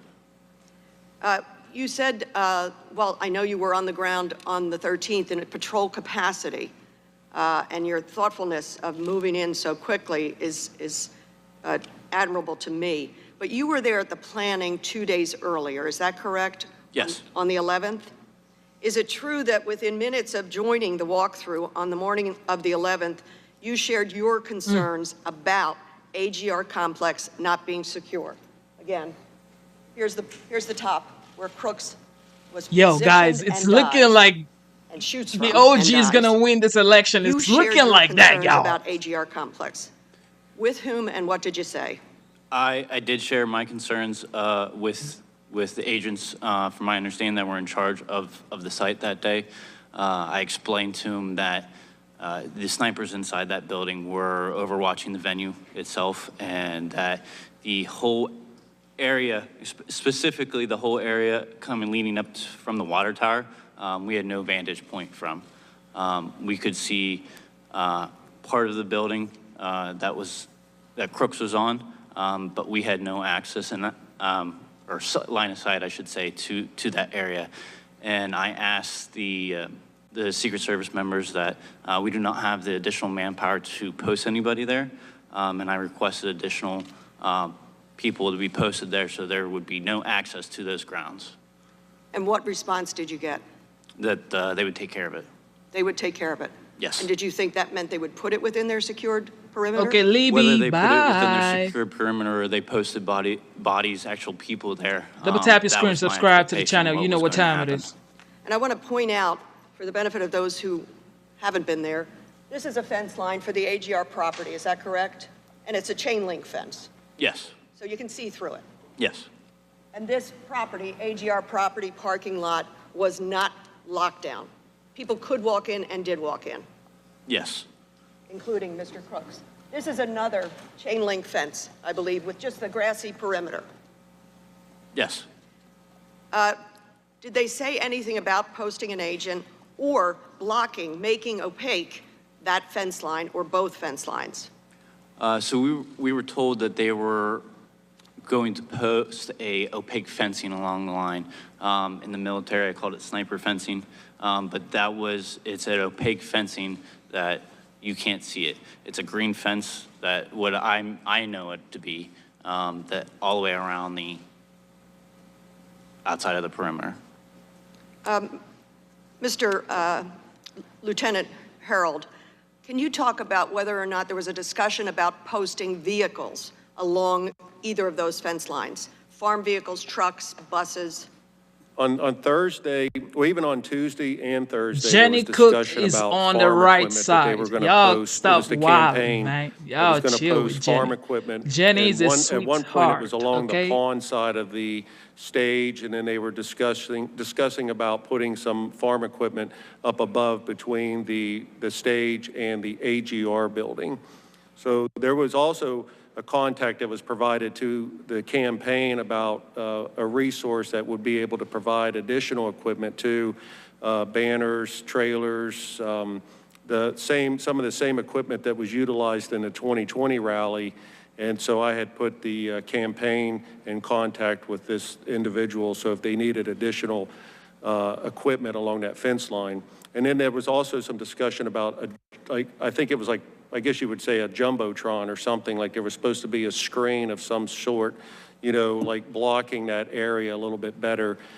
Saturday morning when we showed up, I think there was one combine that was between the AGR building and the stage, and there was a few additional tractors that was on the opposite side, on the pond side of the farm show there from the stage. And Commander Lenz and Mr. Blasco, when Secret Service arrived, did anybody say to you all, well, we're missing some of the stuff we thought was going to be here, to block that line of sight? When I arrived the day of the rally, I actually did not speak to anybody from the Secret Service until I had to make a phone call to the Secret Service specific to a possible threat that the 911 center received. I thank you. I recognize I've gone over, Mr. Chairman. Thank you. Again, I'll just go to thank you for your service, and it is stunning, the proximity of that rooftop and all of that property. So thank you. Thank you, Ms. Dean. Mr. Fallon, you are recognized for 5 minutes. Leanne. Yo, Leanne, where have you been, How long is the Leanne? academy that you attended to become a Pennsylvania State Trooper? Leanne, where have you 6 been? months. And during that 6 months, how much time was spent on personal protection training or providing security at political rallies? Very little. Yeah, if not any, right? Right. Would that be the same, Commander Lenz and Officer Blasco? Correct. There's, Similar? to my knowledge, none in the police academy. Agent Sullivan, when you went through the academy training, was it 6 months like it is now? The first school was 12 weeks at Glencoe, Georgia, and the second Yeah, that's Secret right. You gotta Service work, was, man. about 16 weeks. We got Fair to say that mouths about to 5 to 6 feed, of so those you weeks gotta were work. spent Shout on out to Leanne how one to more time. You know what secure, time it is. Perimeters and things Welcome like that. to the show. at I've been political doing rallies. wonderful. Yes, it was And personal protection. the vast majority was protective intelligence, investigations, protection. Gotcha. And then when you actually went on a protective tour, it's about 5 or 6 years? That accurate? You'd have to be an agent for at least 5 or 6 years before you could be assigned to protective detail. Right, but a protective tour lasts about 5 years or so? No, when I was an agent, it was between 3 and 4 years. It's about 5 years now. Or more, yes, sir. So fair to say, I think we've established that the Whoa. experts in protection are the Secret Service and not local law Grandma. enforcement. You do a lot New of grandma other in things. town. Yeah, that's To right. illustrate for the American Congratulations, people, the Leanne. abject historical failure of the Secret Service, because they're supposed to be the premier protective agency in the world, and on July 13th, they were anything but. And Helen Comparative doesn't have a husband because of that. So when I visited the Butler farm, the Butler farm show and the AGR complex, two things struck me. The absolute so that proximity of the AGR building to where the stage was and where President Trump was speaking. And also, when you're on the other side of that very limp chain link fence, how much, I'm shocked at how many people were milling about that didn't go through any magnetometers or any security checks. Any idea how many people were on the grounds that day on the AGR? On the property? AGR complex? Yeah. From talking to the sniper units in the AGR building, they said there was approximately 150 to 200 people. Okay, so there were hundreds there. All right. And so, let me ask you this. Is the AGR property, it's outside the security perimeter, but there were hundreds of people 50 yards closer to the president than the shooter. We didn't know who they were. Commander Lenz, what's the highest structure in the direct proximity of the AGR building? The roof of the second floor of the AGR complex. But in the water tower. In the water tower, yes. The highest one. Did the Secret Service ask you all to post anybody up on the water tower? No, they did not. Okay. Would that have helped perhaps secure the area and mitigate the threat of the AGR building if we had somebody up there? I think it would help secure the AGR complex. Because you had a clear line of sight on it if somebody was up there, right? Correct. Yeah. But they didn't do that, did they? They did not. All right. Commander Lenz, as far as the walkthroughs, did the Secret Service perform a walkthrough with you all? They did. They did? On Thursday, there was a police walkthrough. Okay. And during that walkthrough, did they help you and advise you as to how to secure the AGR building? They did not. My bad, Sam. Lieutenant Herold? My bad. Our walkthrough was Thursday, and AGR building was not discussed. Wasn't discussed? Yeah, we were inside the fence line of the farm show, and we picked they picked their stationary post where they wanted troopers assigned within the perimeter, and the AGR building was never discussed. Okay, so we could have surrounded that building with, say, 8 or 10 officers, and it probably would have mitigated the threat the AGR building presented. Fair to say? Yes. And the Secret Service didn't ask you to do that? No. Okay. How about just clearing the area entirely? It's about 17 acres, but only about 4 or 5 of those acres have line of sight to where the president was speaking. Did they ask you to maybe put up some stakes around the perimeter, police tape, no trespassing? They asked you to do that? No, I knew AGR, I knew the parking was restricted that day. The business was not going to allow parking, but there was nothing, no other communication regarding the AGR. If the AGR property had been cleared with police tape and some, don't trespass and nobody other than law enforcement walking about, would that have helped secure the area and mitigate the threat of the AGR building presented? No, it would have, but I know that they were going to sweep the farm show, so I'm not sure if that area was swept by Secret Service or not. I have no knowledge of that. And we know that there were hundreds of people that didn't go through any security checks that were milling about on that property that day. Outside Could have the fence presented is a grave correct. threat, and we just got lucky in that regard. Yes, sir. Do you think that, I'd say, Lieutenant Herold again, were law enforcement stationed on the roof of the AGR building? Did the Secret Service ask you to put people on the roof? PSP was not asked to put anybody on the roof of the AGR. Commander Lenz, were you asked to put anybody on the roof? We were not. Officer Blasco? No. No. But if there had been law enforcement on the roof, probably wouldn't have had a shooter on the roof. Fair to say? True. Yeah. How about drones? Agent Sullivan, to the best of your knowledge, were drones deployed that day to help mitigate the threat that the AGR complex presented? Mr. Fallon, having not been there, it's my understanding they weren't. The Secret Service had some technical issues with the drone. That's my understanding from public knowledge. Lieutenant Herold, if cameras had been placed on the AGR roof, would that have helped mitigate the threat? That would have. Where the Secret Service didn't place any cameras to your knowledge, did they? Not aware of any cameras on the roof of the AGR building. So there's about 7 different ways the Secret Service could have secured that building. A 10-year-old looking at that satellite image could have seen that the greatest threat posed to the president that day outside the security perimeter was the AGR building and that roof. And a 20-year-old with a week's notice figured it out and outsmarted and outmaneuvered the entire U.S. Secret Service. And that is a shame, and it's a stain on their agency. And the best way to prevent these from happening is you don't react to them, you prevent them in the first place. Mr. Chairman, I yield back. Thank you, Mr. Fallon. Ms. Holhane, you're recognized for 5 minutes. Thank you, Mr. Chair, and thank you very much, gentlemen, for joining us today. I want to join my colleagues in thanking you for your service. I, too, served in the military, and so I'm enormously grateful for the safety and security that you provide all of us when we're home. My questions are going to be focusing primarily on communications and radio protocol, and so I'm confident or somewhat confident that I know to whom to direct these, but if you have any insider input into it, please feel free to chime in.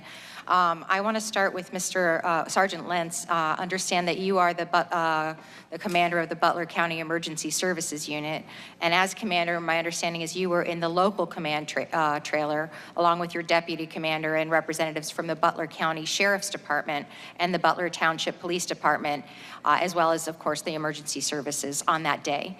Meanwhile, my understanding is that the Secret Service security room included representatives from the Secret Service, from the state police, and also from the Butler County Emergency Services. Just to start, is that a fairly accurate portrayal of who was where then? Yes. Perfect. Can you describe then some of the radio frequencies that were used by those various agencies? And I'll start with the Butler Police Department. What frequencies were they operating under?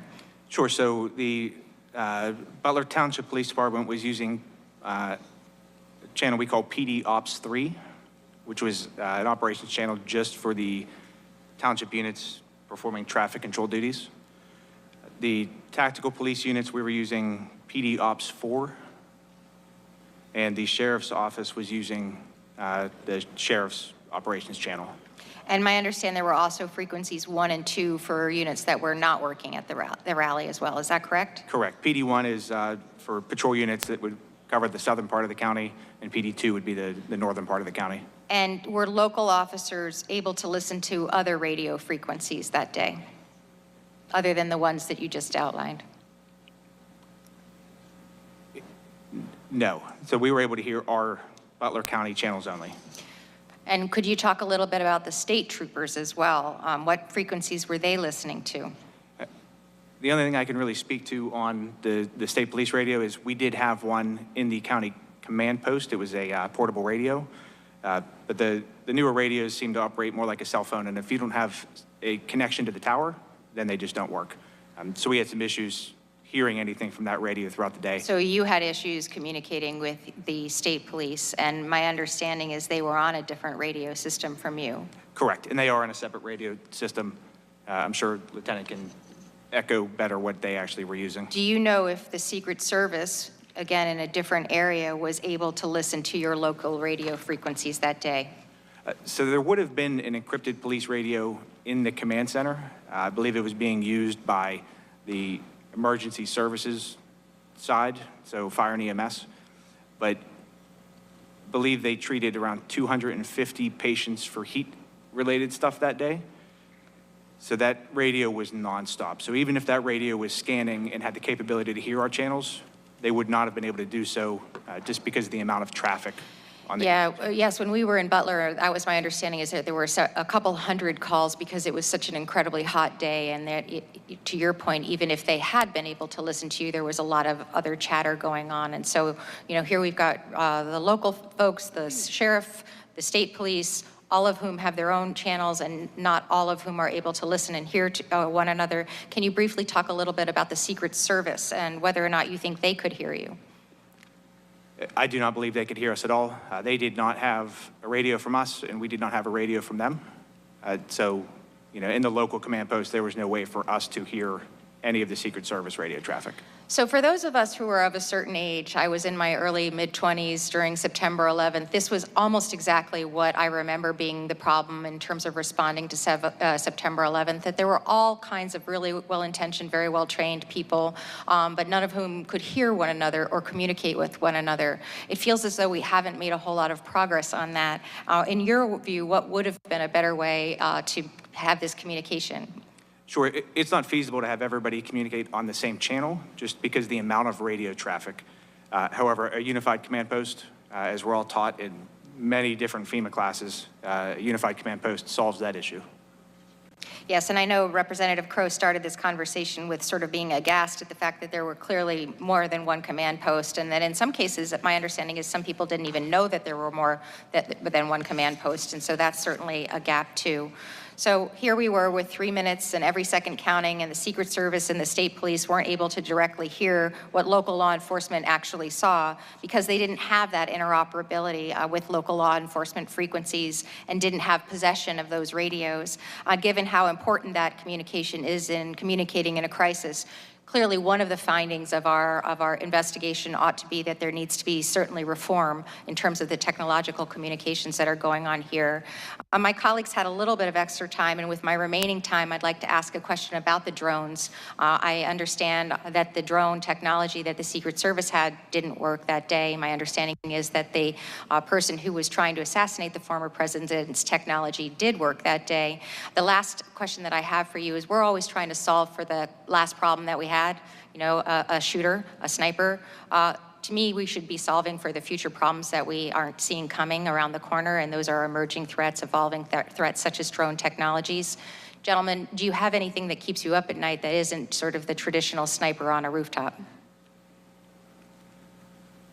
Yeah, I believe that we've probably all considered the emerging threat that would be coming from a drone. I would say at our level, I have no means to mitigate that at this point. And that's actually something that we can also help with, and Congress has pieces of legislation, myself included, that address the authorities that you need to have to be able to combat what I think is an increasing threat from things like drones. I thank you very much for your testimony, and thank you very much again for your service. And with that, I yield back. Thank the gentlelady. The gentlelady from Florida, Ms. Lee, is recognized for 5 minutes. Thank you, Mr. Chairman, for convening this important hearing, and to our witnesses for being here with us today. Lieutenant Herold, I would like to start with you and return to a comment that you made earlier.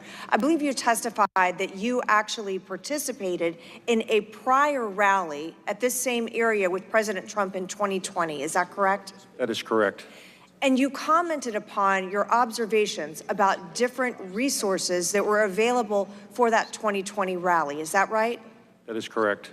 Would you please describe for us some of the differences you saw in the level of protection and the level of resources that were afforded to President Trump in 2020 that were not part of the rally in 2024?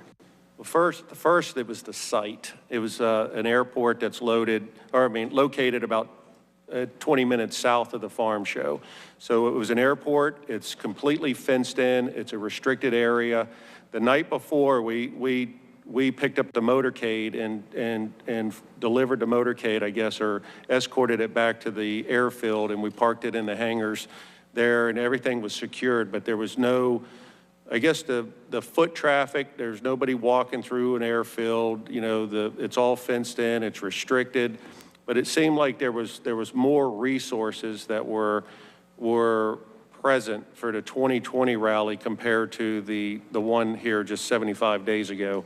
So when you think of like the level of security then, like what was changed now? Like why did we have less resources from the Secret Service on July 13th?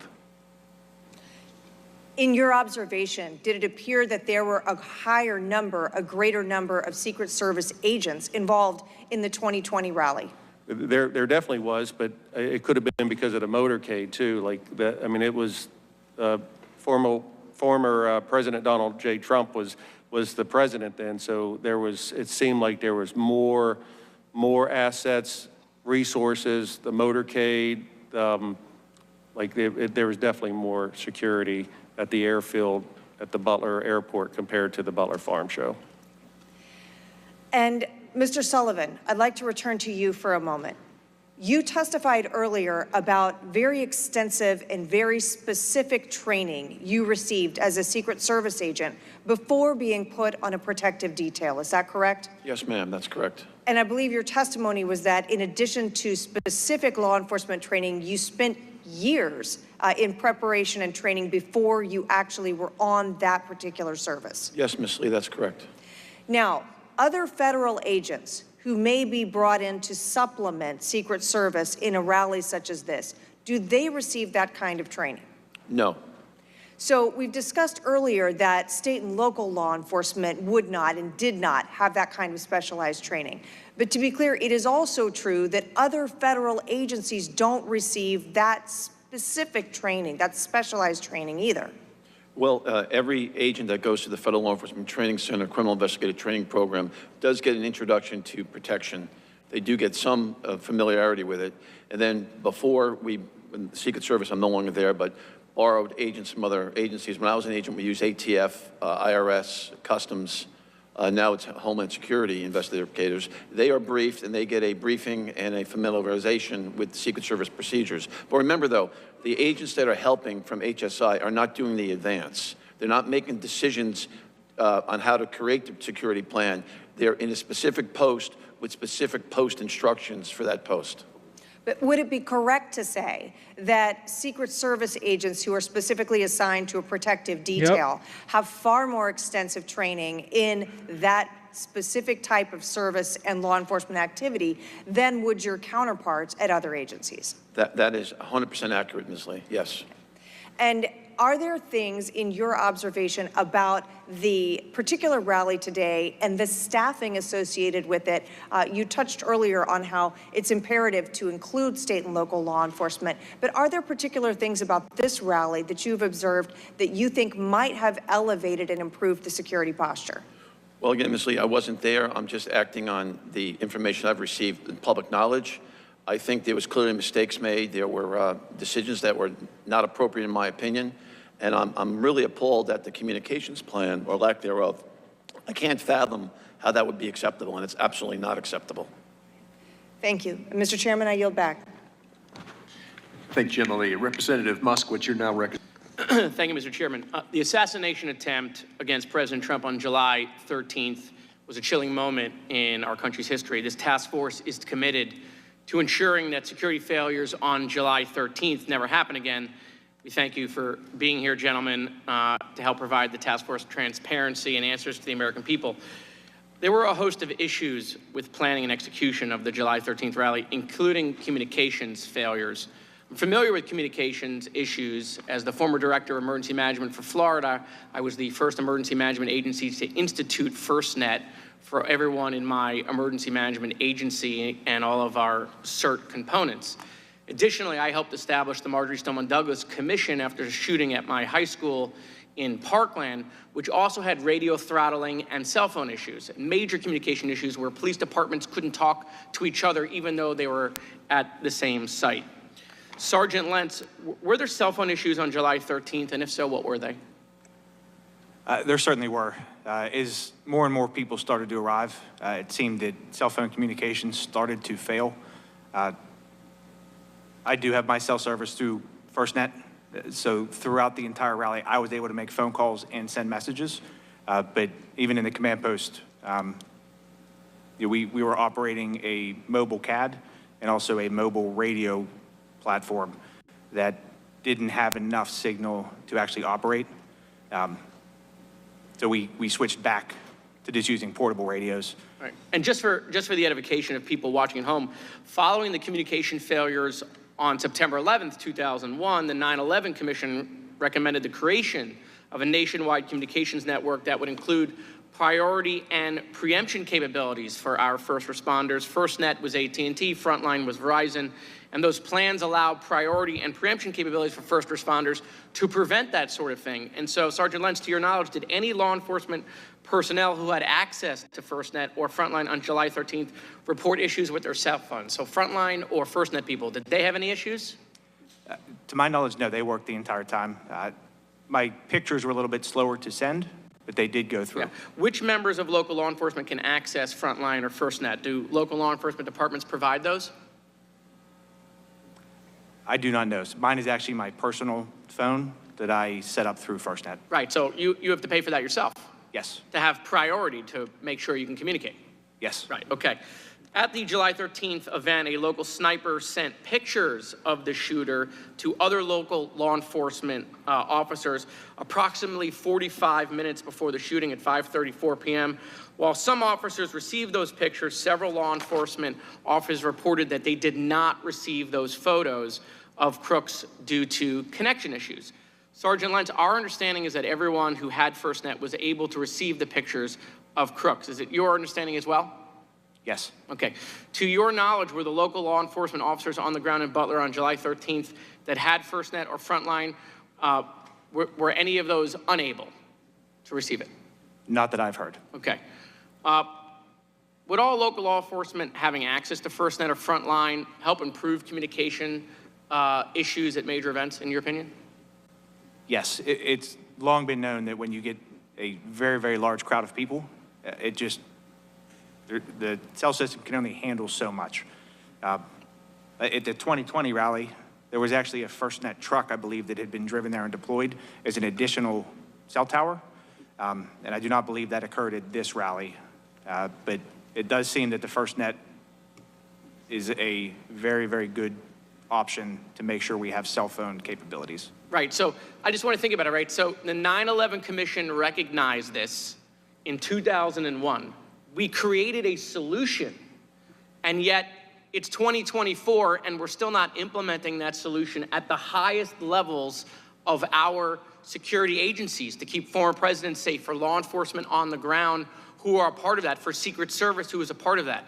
And so, you know, we don't have to sit here and come up with a solution. They did it in 2001. Why has it taken so long to implement the solution? And so, you know, the chairman said something that's totally true. People in this country absolutely should have a right to go to a rally, right, and listen to their president or candidate of choice and come home.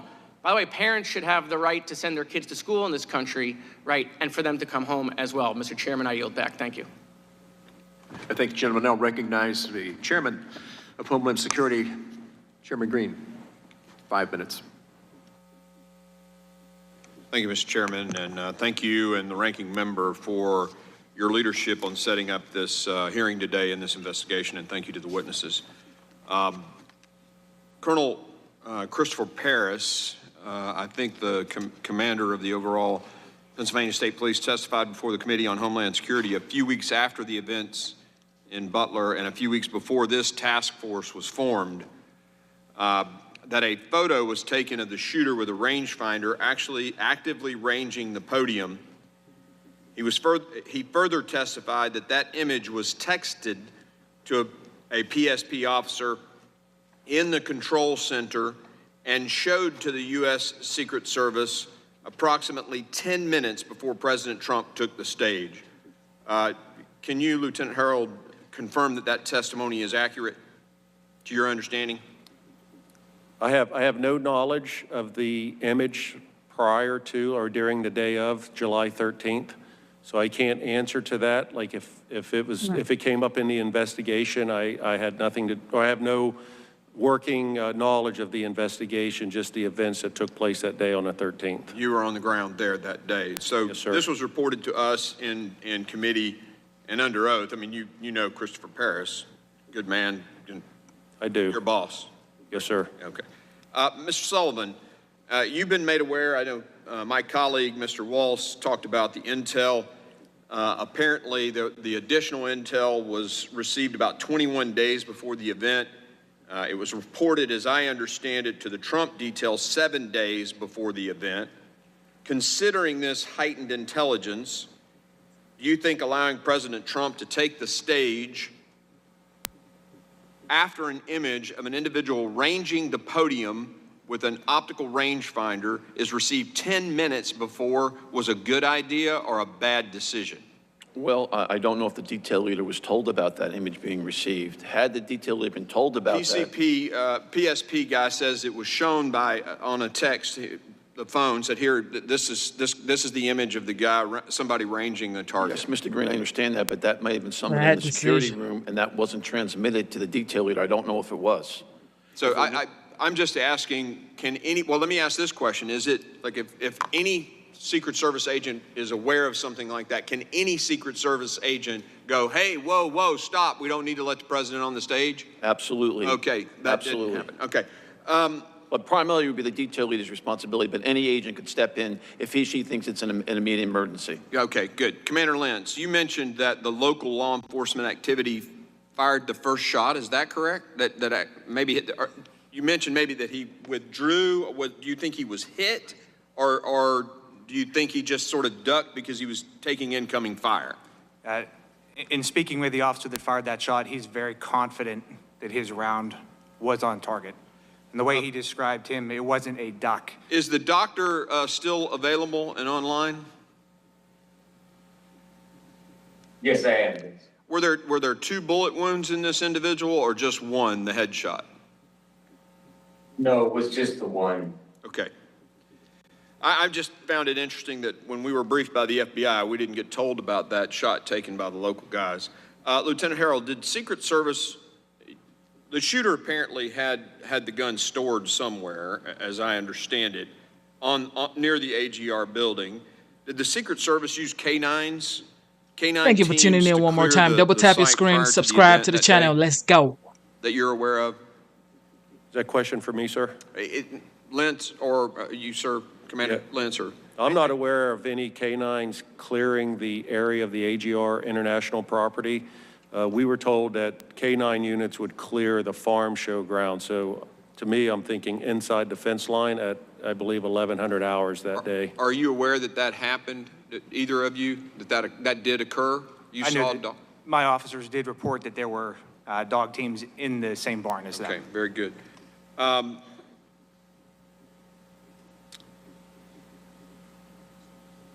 So you were testifying earlier, Commander Lenz. Did I understand you correctly that you're the leader of the local law enforcement on the ground there, right?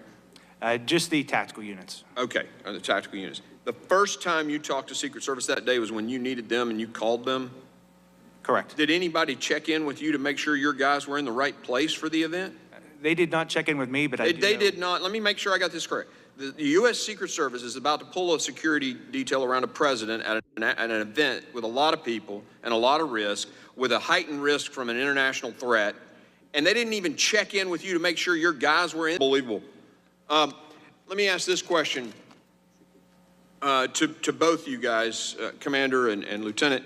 What authorities did the U.S. Secret Service give you in the event that Secret Service, the shooter apparently had the gun stored somewhere, as I understand it, on near the AGR building? Did the Secret Service use canine teams to clear the site prior to the event that day that you're aware of? Is that a question for me, sir?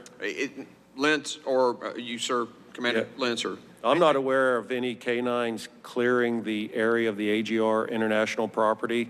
We were told that K9 units would clear the farm show ground. So to me, I'm thinking inside the fence line at, I believe, 1100 hours that day. Are you aware that that happened, either of you, that did occur? You saw my officers did report that there were dog teams in the same barn as them. Okay, very good.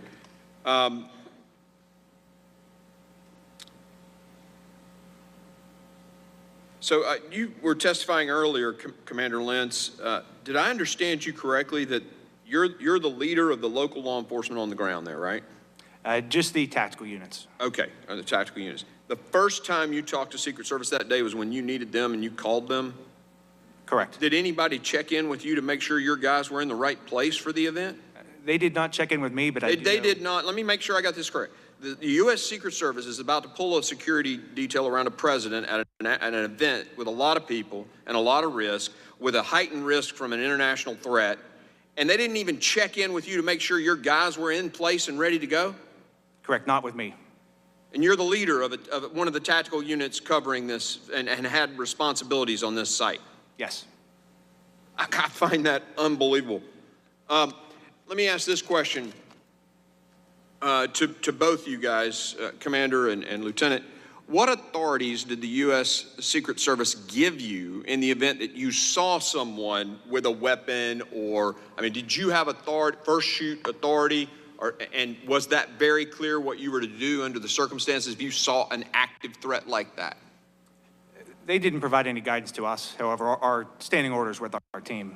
So you were using your protocols for that? Okay. Correct. If it's a deadly threat, they do not need permission. They're permitted to immediately take action. What about a step back from that? You got a guy like with an optical rangefinder ranging a target. Did they give you any directions on what to do in those circumstances? They did not. How about you, Lieutenant Herold? Yeah, I think the same thing with protocol. If we saw a threat, we would engage. When it comes to the rangefinder, I had no knowledge of that day of. During the same time frame, we were investigating 2 additional suspicious people that were on the fence line. And earlier when I said I was behind the stage, I had those two people in sight, and I was trying to get troopers to the location there for post 5, because he had saw what he reported as suspicious activity on the fence line. So we were also looking at that at about, hearing the time frame, like about the same time that this information was coming in with for crooks as well. Well, I'll end right now just by saying thank you for the work that you do. We as veterans deeply appreciate the needle in the haystack that you guys have to live to find, and thank you for what you do. Really appreciate it. Very good. Thank you, Chairman Green. Now recognize the gentleman from Maryland, Representative Ivey, for 5 minutes. Thank you, Mr. Chairman. And I want to join in expressing my gratitude to all of you, not only for being here, but the service that you provided to your communities and to the country. I wanted to follow up on a couple of things. One on the communications front. The FirstNet system, let me ask, because I don't know that Mr. Sullivan, you talked about FirstNet at all. Is Secret Service able to access FirstNet as well? I don't know, Mr. Ivey. I don't know the answer to that. All right. Do any of you know if on the day of July 13th, the Secret Service was connected to FirstNet at all? I have no information of that, if they were or not. In the walkthrough and the meetings prior to July 13th, were there any discussions about how communications would be had on the day of July 13th? I know that Secret Service, when the county had referenced their mobile command post on Monday. So I think that's how that was integrated into the rally. So during Thursday meetings with Secret Service, the command post was established at the Farm Show office, the main office there coming through the main gate.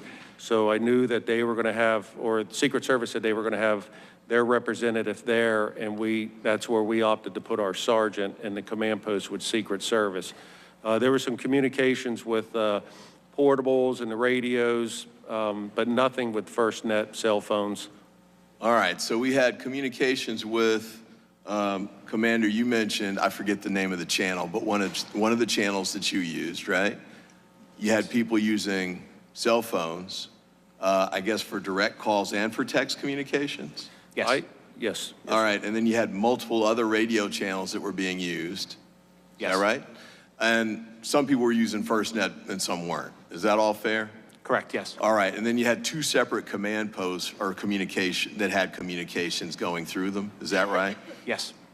So I saw a series of text messages, I think related to spotting the man on this. Texted because I guess the person who sent the text was uncertain that the radio communications would get to who they had to get to. So were you aware, Commander, that the text messages were being sent on July 13th? Depending, I definitely knew text messages were being sent.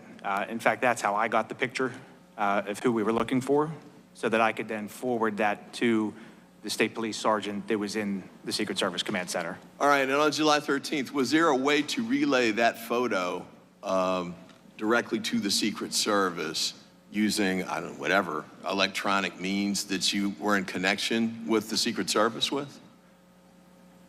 I probably could have emailed it to them. Email, okay. However, the text message to... All right, but not exactly the sergeant. emergency scenario that this entails. You see a man with, on a roof with a gun, a potential threat to the former president. You don't want to send an email, you want to let him know immediately, right? Correct, and we did have a phone list for the different agents. However, I'd already been speaking with the sergeant in the command center for different things, and it was significantly easier and faster just to send it straight to him. All right, is it fair to say that this sort of emergency communications on that day hadn't been worked out in advance? Is that fair? Yes. All right, so this was sort of making it up as you go along on that day, not in a critical way, but you're just doing what you need to do to communicate with each other under the circumstances and under the time constraints that you had. Yes. All right. And I think clearly, Mr. Sullivan, you'd say that approach to communications is unacceptable under any Secret Service protection scenario. Is Yes, that sir. fair? It's absolutely unacceptable. All right. Couple quick questions to you all. One of the things about resources, and Mr. Sullivan, I know you've talked about how thin Secret Service is stretched, and I share that view. And in fact, Congress passed additional appropriations to help address that. My immediate concern, though, is to get more agents up and running. Hiring new agents, as you pointed out, it takes years for a new agent to be prepared and trained to actually step into the role of protection for the president or other senior officials. Is that fair? Yes, once an agent is hired, it does take years, literally years, to get him or her up to speed to be assigned to that detail. One question I was just wondering about, recent retirees, is there a way that, recent retirees could come back who've been trained in this and have experience and, maybe could be immediately available, at least till we get through, I would say, the inauguration cycle? Secret Service has a retired annuitant program, and there are many retired agents currently working, and they have an exemption so they could collect their salary as well as their annuity. Is that something that could be accelerated now to get more people into the only thing they could do is, right now, it's my understanding, there's an age 60 limit. If the Secret Service raised the limit, you may have more people available. But right now, it's my understanding you can't be older than 60 to be a reemployed annuitant. Okay, and I guess perhaps part of that is for the physicality of the role for people on the scene, but for people providing, for example, advanced leadership and guidance and recommendations, they could step into this role immediately. Would that be fair to say? They could. They also could step into the role of the protective intelligence investigations, which I think is a critical gap right now that needs to be addressed. We need to be able to investigate threats against the president thoroughly and completely. I appreciate that. And then lastly, let me end on this with respect to the site selection piece. I think Lieutenant Herold, you testified that there had been a rally, I guess, in 2020 at the airport in the Butler area? That's correct. And that was, in your view, a safer site because it was totally... It was an active airport, so it was fenced in and restricted. So the entire airport is surrounded by a fence, so it would prevent a lot of unnecessary foot traffic or people driving their cars through. There's multiple entrances to the farm show. There's a back gate, there's a front gate. You can come through the hangars off the airport side. So there's a lot of areas to be able to access that venue.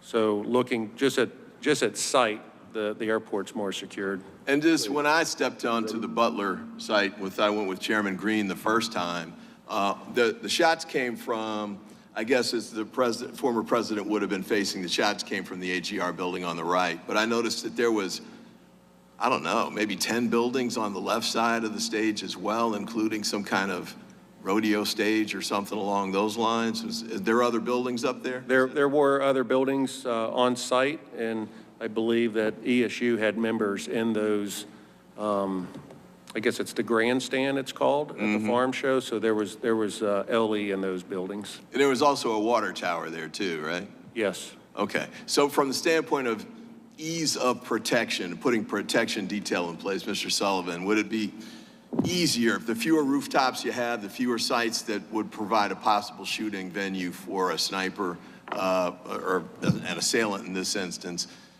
Is it easier for the Secret Service and safer for the people, not just the candidate, but obviously, as we saw, the deadly consequences on that day, spectators who come to watch? Is it safer to have it maybe at the airport scenario as opposed to the field? Well, Mr. Ivey, the safest place to have a rally is indoors, where you don't have the long-range threat problem. If the Secret Service were in decisions making for the campaign sites, we would always recommend it be indoors, any rally. Fair enough. And then last point, Mr. Chairman, with respect to that, I know we're not on Florida yet, but I will say this, on the site selection piece, and certainly candidates, and I've been one myself, have a right to rest and relaxation. That golf course is a tough venue to provide the type of protection that we're talking about because of the size of it, the access of the roads all the way around it. They're all public access, limited fencing, high, bushes and things alike. Maybe not the best. Maybe there are golf courses that are on military bases, for example, that would be safer, sort of along the lines of how the airport's safer than the fairgrounds. So I hope we can figure out a way for, you know, as we move forward with these, especially for arrest and relaxation scenario as opposed to a campaign scenario where there's a First Amendment effort to allow a candidate to reach voters or spectators. I think that's the highest priority. Make it best, you know, candidates should be able to pick whatever they want on that scenario, but maybe the R&R is a different scenario. But with that, I yield back, and thank you, Mr. Chairman, and thanks to all of you for your service. Thank the General. Now recognize the representative from Louisiana, Mr. Higgins, for 5 minutes. Thank you, Mr. Chairman. Gentlemen, I'm going to be moving fast. And, Mr. Chairman, let me assure you, we're going to get to the bottom of everything that happened on J13. We're going to determine what happened, when, precisely the timeline, what went right, what went wrong, where were their failures, where was their heroic action. We're going to thoroughly and calmly investigate the entire incident, the attempted assassination of former President Trump, and we're going to provide an excellent report to the American people in December. So we're in the middle of this thing right now, and I have to cover a lot of territory in a very few minutes. Commander Lenz, you're the commander of the entire tactical unit for Butler County. That's a multiple agency unit that's assembled across the county, and you're in command. I just want to clarify that. Did you command and supervise the drone team on the morning of J13 to observe and sanitize and clear the entire property, including the water tower? We had a private company that offered to fly a drone. They were under your command? Correct. Yeah, Thank under you. my, yep. And was that sophisticated drone equipment? Or? As far as I understand it, yes. Yes, sir. And did you post 2 patrol response units at the water tower for J13? I did not. I had no actual decision-making as far as the planning goes for where So the perimeter people. Was it your understanding that there were 2 patrol response units parked in the vicinity of the water tower on J13? I do believe at some point there were. Okay, that's what we're trying to get to. And was the water tower ladder, which is about 25 feet high, was it ever lowered that day? No. Thank you very much. Regarding radio communications, in the pre-mission briefing, you were involved extensively in that in the couple of weeks prior to J13. That's my understanding. Yes. Thank you. Regarding radio communications with the visiting federal agencies with jurisdictional authority to protect the former president, the Secret Service, did Butler County ESU, your unit, provide particular radios for the Secret Service or set aside radios for the Secret Service? We did. You did. Did you personally call the Secret Service counter sniper teams and remind them to pick up their particular radios on the morning of J13?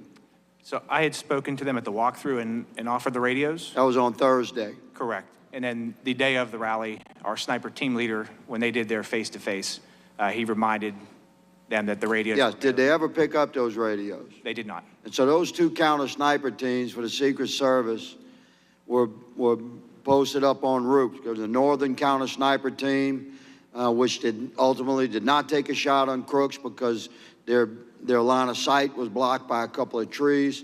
I believe in the southern counter sniper team, which ultimately did fire the killing shot at crooks.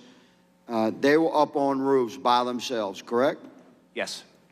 Mr. Sullivan, would have been helpful. You said it was absolutely unacceptable for there to not be direct radio communications. Would it have been helpful for the Secret Service to pick up the radios that the Butler County ESU had provided for them and reminded them to pick up? Absolutely. Especially up on a roof, being isolated as these counter sniper teams are. Yes. They didn't have that radio communication. No, would have been Let me helpful. clarify that the local Butler County ESU, in command of all the local forces assisting Secret Service that day, attempted to deliver radio communication to the counter sniper teams. My goodness, time rolls quickly. I'd like to jump into shot number 9. Shot number 9, during the interviews with the Secret Service and FBI, they commonly step over shot number 9.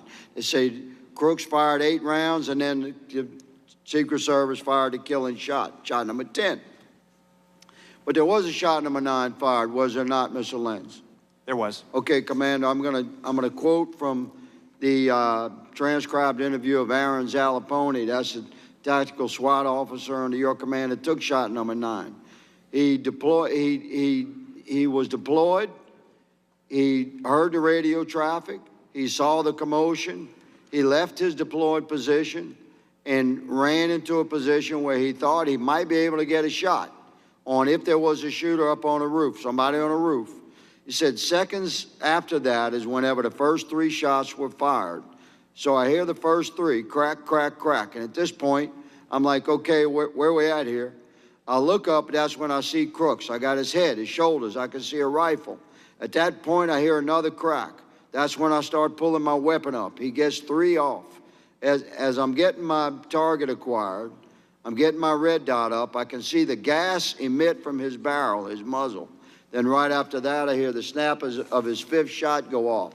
Then immediately after that, I press one off, and that's when he immediately goes down. When I say goes down, it wasn't like he was ducking to get out of the way. I mean, I know I hit him. Like, there's no doubt about it. He goes down. He kind of jerks to the right, and then he slumps over slowly, and then kind of slowly rolls backward out of my field of view. So at that point, I did not have a second shot. At that point, he tries to recover. 2 seconds after that, the Secret Service, from a different vantage point, a higher vantage point, takes the killing shot. So my final question, if I may, to the doctor. Are you here with us, Doctor? Yes, I Dr. am. Goldschmidt. You stated, sir, and I know you're doing your best. You performed the autopsy. I've observed your work. I think it was very professional work, in my opinion. You stated that there was only 1 bullet wound. I accept that you had only 1 observable bullet wound. Are you there, doctor? Yes, I am. Thank you very much. Could the injuries on Crooks' shoulders have been caused by a combined impact of Butler County ESU shot number 9 striking somewhere in the vicinity of the buttstock of Crooks' rifle and some fragmenting from that impact? Could the injuries on Crooks' shoulders have been caused by a combination of shot number 9 and shot number 10? Is that possible? No, I don't believe so. You don't believe it's possible. Does that mean it's possible? No, it's not possible. It's not possible. So I respect your testimony, but how would you determine if you removed only 1 fragment of a bullet? The FBI recovered no other bullets, that's our understanding, no other projectiles other than the partial projectile that you recovered from his shoulder. So you don't know where shot number 9 went, did you, doctor? Correct. Okay. So is it not possible, you're saying it's not possible that shot number 9 went all the way through Crooks, and you had no way of knowing that because it was in the same wound that was further affected by shot number 10. You're saying that's not possible? The body, there was no evidence on the body of that occurrence. There you go, sir. That's different than impossible. Listen, thank you all for testifying today. Mr. Chairman, thank you for holding this first very important hearing. We shall do more, and we shall complete our work professionally. Thank you, sir. I yield. Yes, sir. Thank you. And you were correct. We will continue. Yeah. Now Yeah, recognize Ranking Member Crow for his comments. Thank you, Mr. Chairman, for the important hearing. I just wanted to take a moment to thank all of the witnesses here today. Your testimony was clear, was concise, was candid, and was very helpful for us in our first phase of the investigation to understand what happened, what didn't happen, what should have happened. You all didn't ask for this, and I know none of you wanted to be in this position, but you have handled yourselves professionally, and for that we thank you. I know you are serving your community, our country. We are proud of that service. We thank you for that service, and this task force will continue with this job of giving answers to the American people that they deserve, and also making sure that this incident, an incident like this, never happens again. So thank you very much, Chairman. Thank you, sir. Look, I want to thank you all for being here. I live with you. We live in the same place. We experienced the same thing that Saturday. I know how deeply wounded you were after that event, because the first time anybody pointed fingers at anybody, it was at local law enforcement. They didn't do their job. You being here today is a validation of what you did that day, your commitment to that day, and going over and above what you normally would have done. I know a lot of you there were there in 2020 when we did the rally at the Butler Airport. I get that. That time they said there was maybe 50,000 people there. That went off very smoothly, no problem. July 13th was a problem, a huge problem. You guys did everything you were asked to do that day. You stayed your course. You did everything, everything. And I want to thank you for coming here today, that the public can hear what happened that day, and you can answer questions that were very relevant to that. Thank you so much for your commitment. Appreciate it all. Thank you all. Now, without objection, members have 5 days to submit additional materials and written questions for the witnesses to the chair, which will be forwarded to the witnesses. I ask the witnesses to please respond promptly. Now, we'll now pause to allow the witnesses for our second panel to come forward. Thank you. We're going to take about a 10-minute break.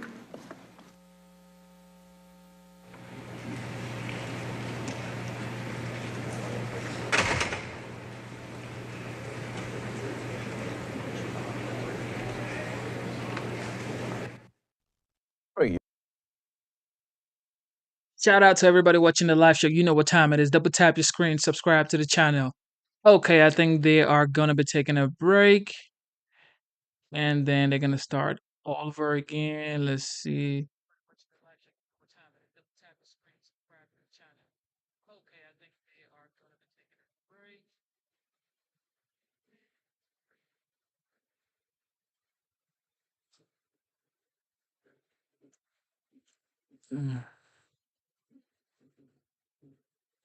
Ensuring all components communicate and respond appropriately during an emergency.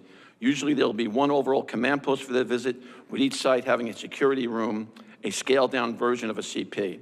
The Secret Service lead and site agents do not have direct command or control of the state and local police officers. Off-the-record sites are handled differently than most on-the-record movements. The Secret Service does not know the President intends to visit a location until shortly before.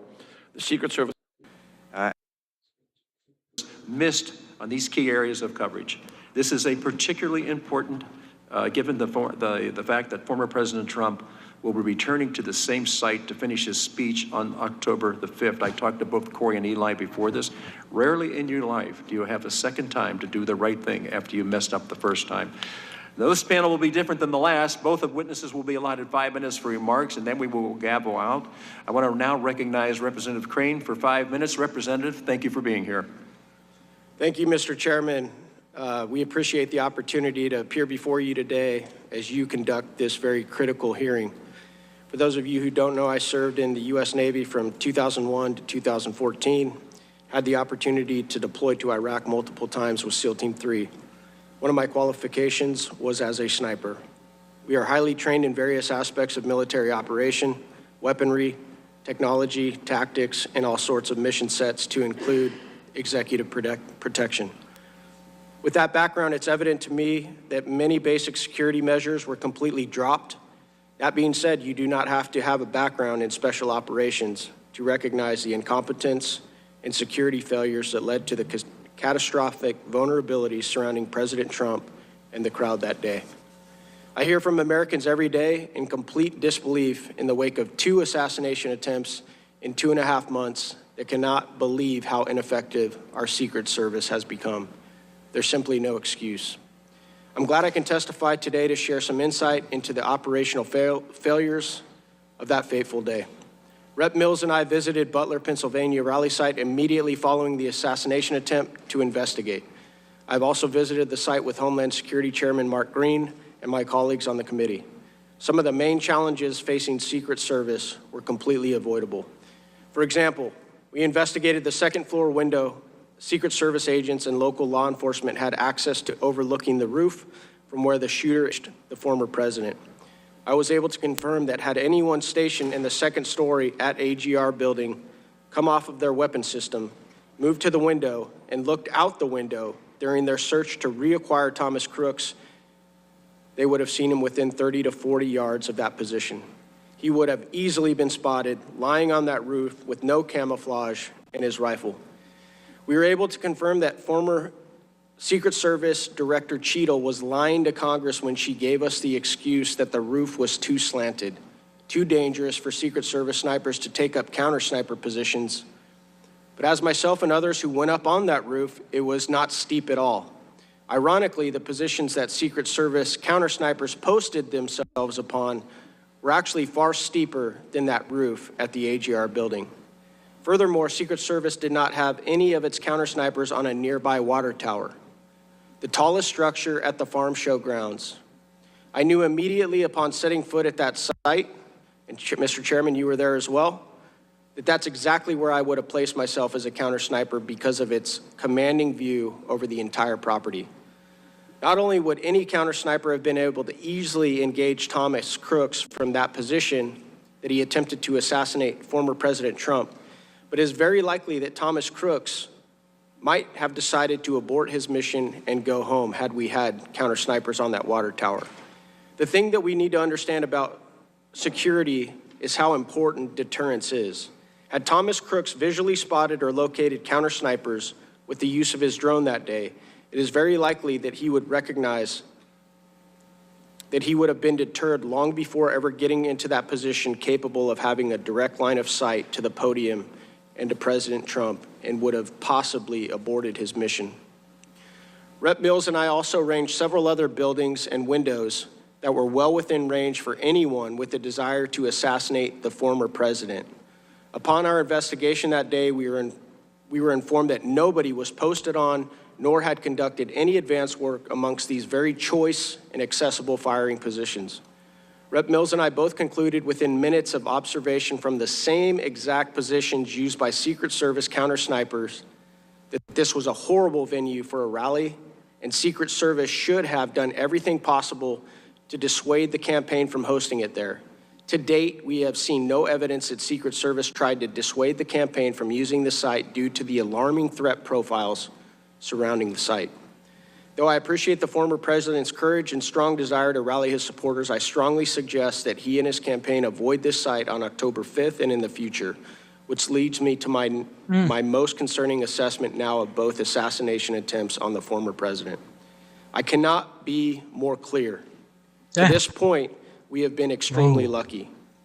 Whether either of these individuals were working in coordination with other groups, organizations, or nation states who desired to kill the former president, none of the individuals attempting to kill the president have been professionals.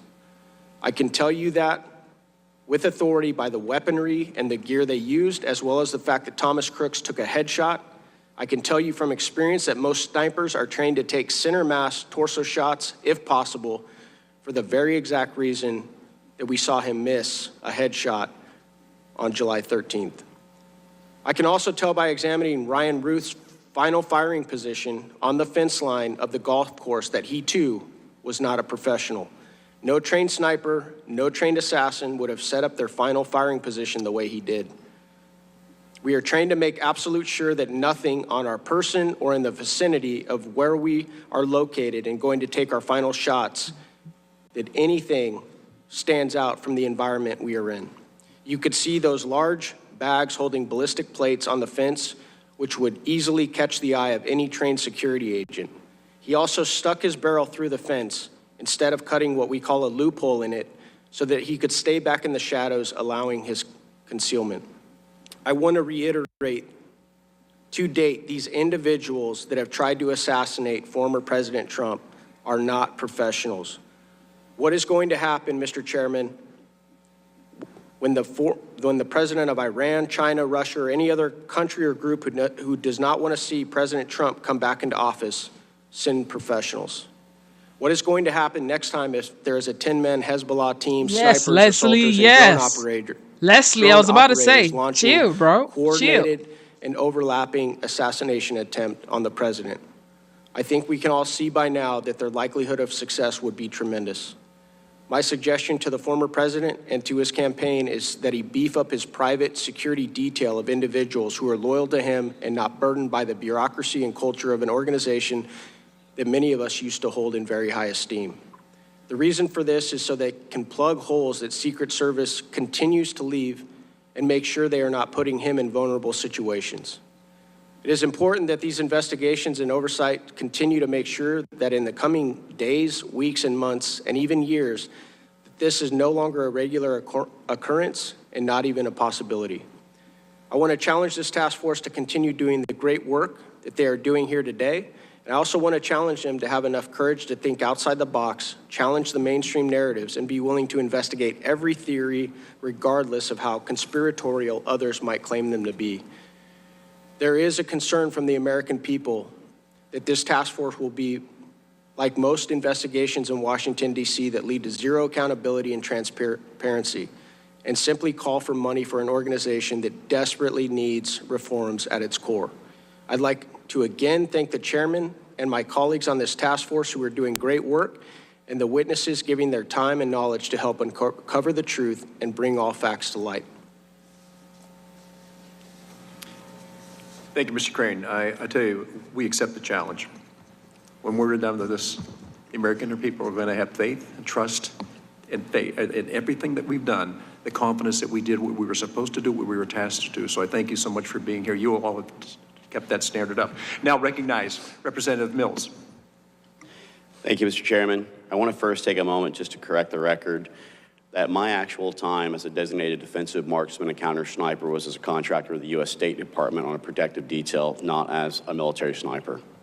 So while I was honored to serve as a combat veteran with the 82nd Airborne Division, I don't hold that permissibility in that billet. I want to talk today a little bit about what took place, but also what I see as the actual perimeter failures that has continued to be a reoccurring issue, whether that be in Butler, PA, or whether it be the most recent assassination attempt in Florida. But before I do that, I also want to take a moment just to recognize the loss of Corey Comparative. His family deserves to continue to have the accountability research and also investigation into what actually caused the death of a father, a husband, and a family member. My thoughts and prayers remain with Corey Comparative's family. I also want to look at what our findings have been as both myself and my colleague and really close friend, Rep. Crane, has found. It is clear that Butler County, PA, as well as for the ESU teams and the Secret Service, had a failure in their overall coordination. That the perimeter establishment and the actual ownership belongs to that of the Secret Service, as well as for the failures on that day of July 13th in Butler, PA. We realize, as it's been mentioned earlier, that there was a breakdown in not only the misuse of any compatible communication capabilities, but also a lack of a joint operations center that could have allowed for each of the individual units to be able to communicate in a more efficient fashion that would have led to a faster response element. We also know that while there could have been potential drone capabilities that was being utilized, that the Secret Service themselves had actually refused to utilize those for their benefits, which also could have helped the counter snipers who were sitting in their positions. There was also a lack of coordination when it came to who was actually going to take over the position on the AGR building, where Butler understood the idea that it was the Secret Service who was responsible for the positioning, but yet the Secret Service failed to actually show up to the morning coordination meeting. While all of these repeated perimeter failures, whether it be the 150-meter shot that was taken by Thomas Crooks or the potential assailant that was looking at a 500-yard distance from Florida, the thing that we've established is that no one is looking at what is happening and going on with regards to the Secret Service's cultural issues. This is not a budgetary issue.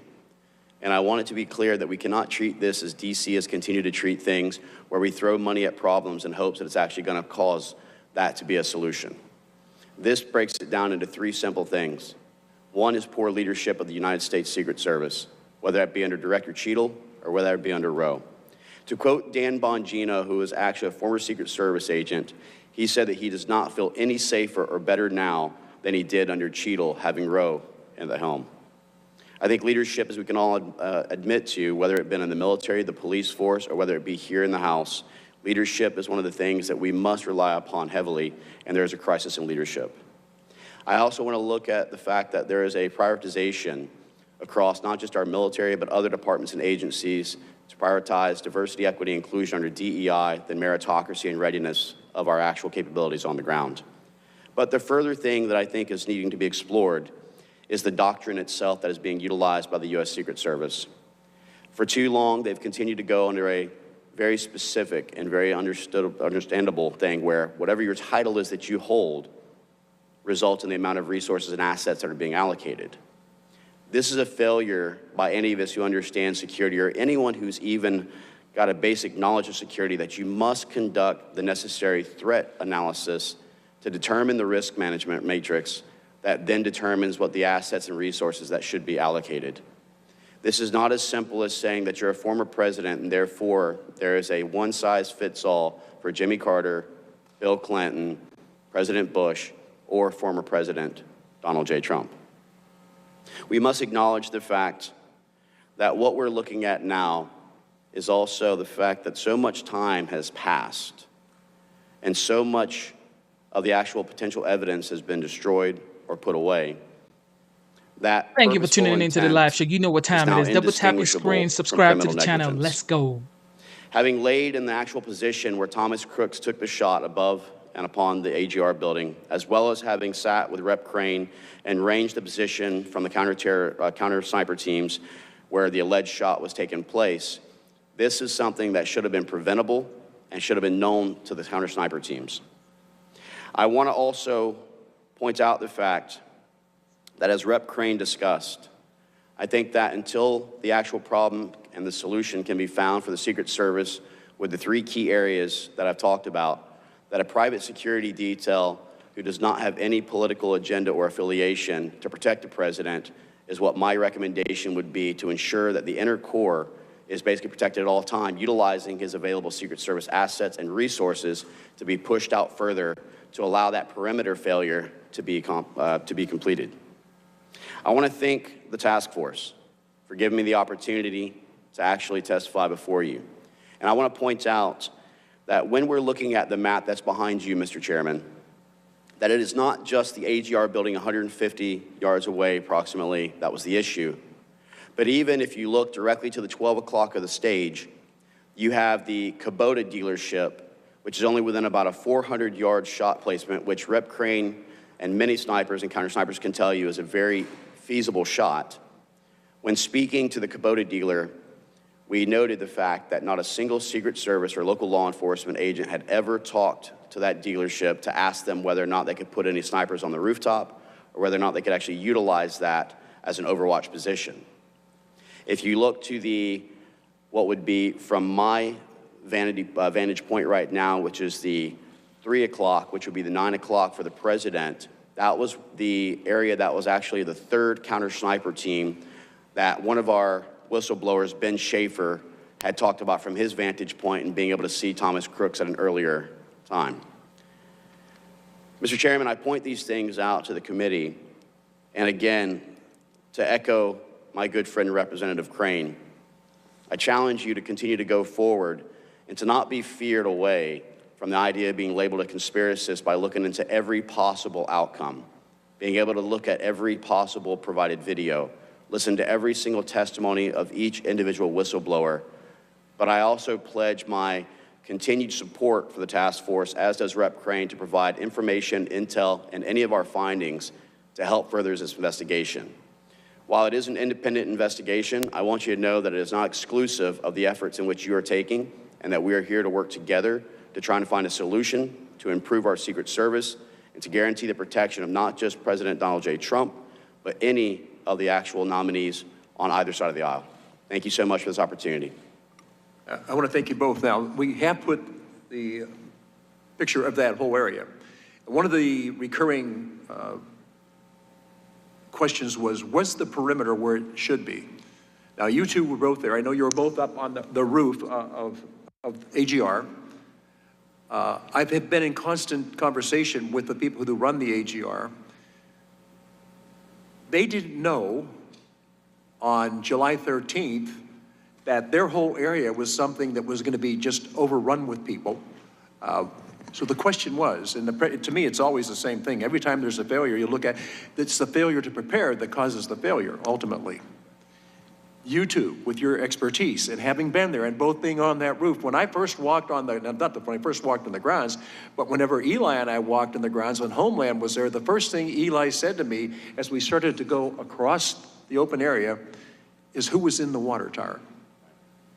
What sniper was in the water tower? And I said, you know what, I have no idea that there was anybody in the water tower. As you've pointed out, and I've heard too many times, that the reason we didn't have people on the roof of the AGR, it was too hot that day. Well, it wasn't too hot for Thomas Crooks. The fact that we weren't there allowed him to be there.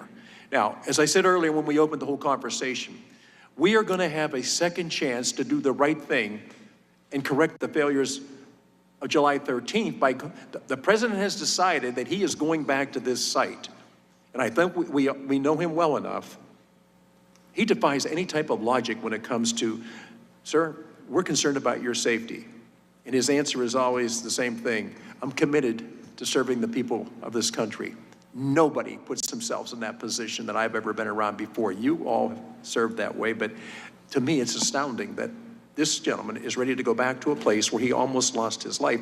I don't think my wife would allow me to do that. Apparently his family, and they've gone through a lot, are going forward with this. But I want you to, because of your expertise, because Eli was the first one to say that. Who was on the water tower? Where was the perimeter?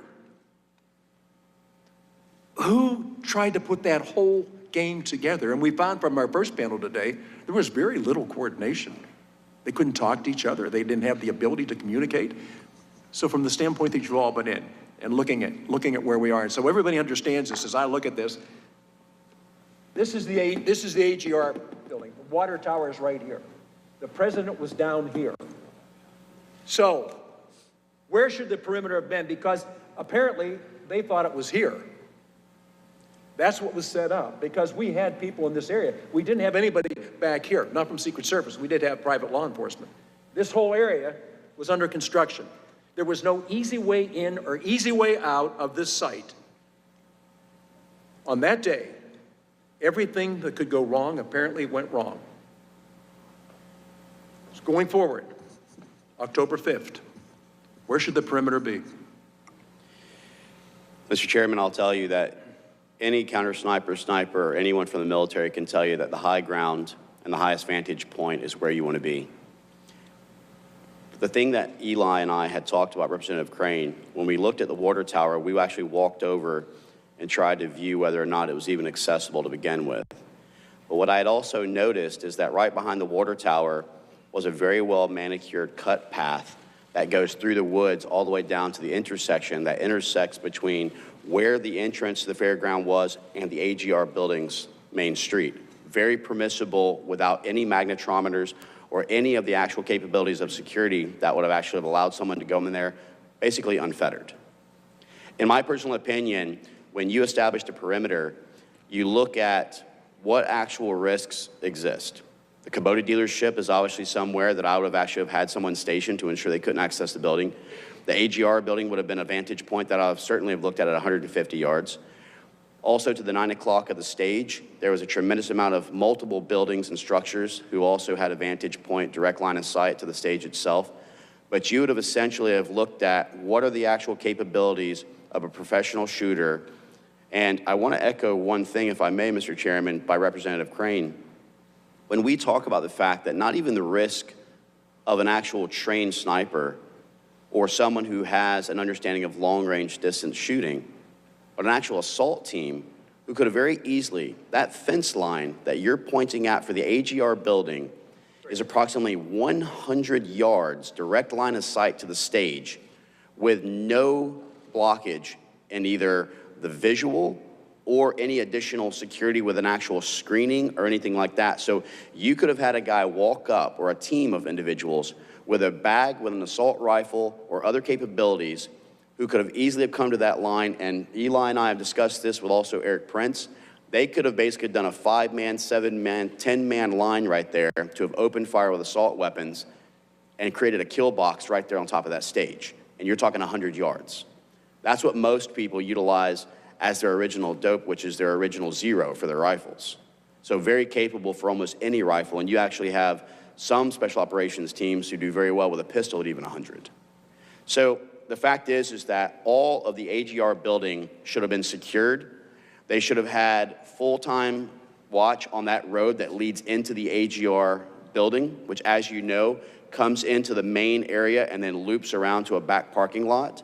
I would have had a law enforcement officer, a Secret Service agent, checking every single person who was parking there to ensure that they were an employee of AGR and not like the white van or others who were able to be permitted into there with complete access, not knowing what was capable. But also, let's note one thing that we haven't mentioned here, which is these sophisticated explosive devices that was also found.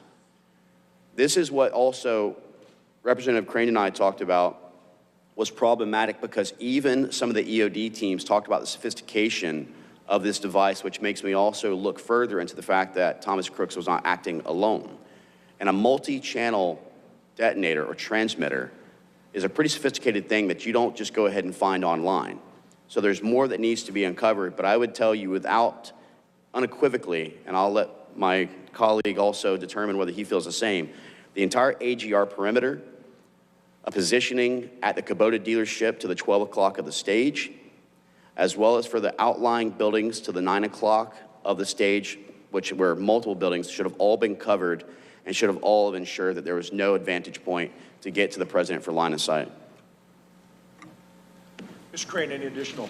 Yeah, thank you, Mr. Chairman. So I think one of the things that I said in my opening statement needs to be said again. When you look at this site and all the threat profiles that surround this site, sir, I don't think the event should have ever been held there. There's just way too many buildings, rooftops, windows, trees that a potential assassin could have posted themselves up in. So I think that's number one. As far as when you talk about some of your more conventional assassination attempts with long-range rifles, most of your snipers, counter snipers who have any legitimate training whatsoever are more than capable out far past 1,000 yards. But let's just say we put that perimeter at 1,000 yards. That's one thing to consider. But the other thing I think that's important to point out, sir, is that modern warfare has changed dramatically, and we need to look no further than some of the warfare going on with Ukraine and Russia right now. One of the biggest threats to the president, and this is why I keep talking about the fact that nobody that has attempted to assassinate the president has been a professional. But with drone warfare, sir, attacks could be launched at any president, any candidate from miles away. And if we can't stop a 20-year-old kid with no military experience, shout out to Mary who gets J. within 150 God bless you, yards of the Mary J. president Thank you. with an AR-15 and then gets off several shots at the president, I have very little faith that we'd be able to stop a coordinated drone attack along with assault teams and snipers. And so that's one of the things that I want to continue to harp on. One of the things Dan Bongino told us, Mr. Chairman, is that the Secret Service, while he was there, was allergic to innovation.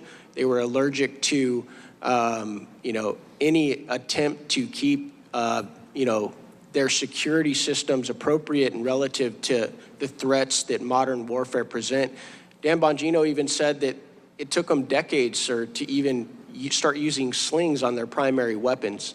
Anybody who's ever, been in law enforcement on a SWAT team or in the military that has a primary and a secondary weapon knows that if you don't have a sling, sir, and you have to transition to your secondary weapon, what are you going to do with that gun? You're just going to throw it on the ground or give it to somebody? What if you have to climb a ladder? What if you have to do prisoner handling? And so if it took the Secret Service decades to even implement such basic, gear transformations, it's very concerning that they're going to be able to handle some of these modern threats that are now very likely as modern warfare has adapted. No, thank you. I'm aware of this whole area for trying to figure out where I am in life. About 60-some years, I know this area.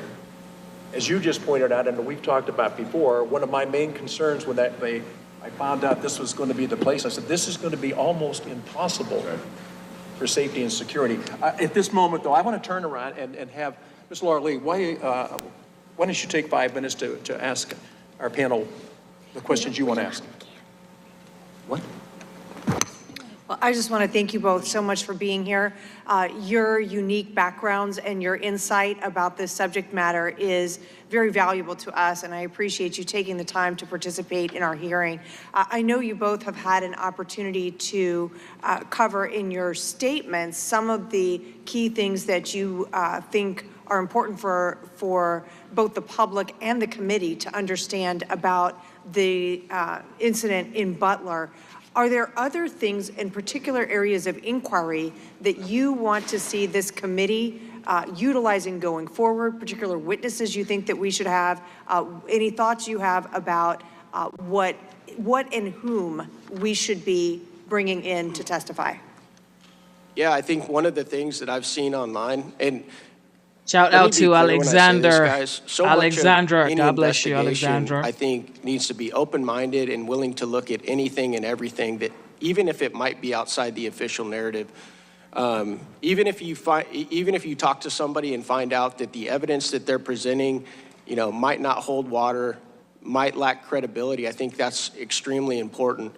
One of the videos that I've seen online is from a gentleman named John Colin, who talks about the possibility of a second shooter, and he shows a video, Miss Lee, where in this video he shows a bullet traveling down a path and the disruption that round supposedly makes, and then flies into one of the stadium fence railings. That shows that it would have been very, very difficult for that round to travel the path that it did had it come from Thomas Crooks. I think that you need to bring this gentleman in, see his evidence, and if you don't think it holds water, then you need to make that assessment. But that was one of the things I said in my opening testimony. Far too often, especially as representatives, we're scared that if we investigate something that others are saying might be conspiratorial, then that might defame us or give us a lack of credibility. But I think any investigation out there that's worth its salt will look at any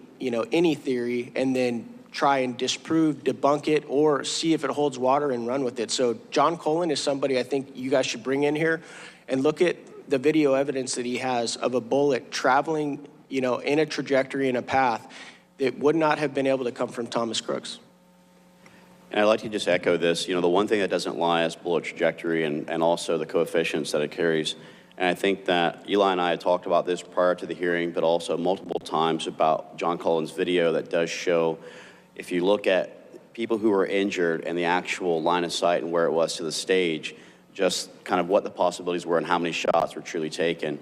The other thing that I would like us to continue to look at within this committee is that what are the overall, while we can try and talk about threat analysis, what are the things, and as Representative Crane had pointed out, even drone capabilities, knowing how sophisticated things have gotten, what are we missing with regards to risk management and mitigation strategies that exist now that didn't exist 20, 30 years ago, where they've not updated their training platform and portfolio to incorporate?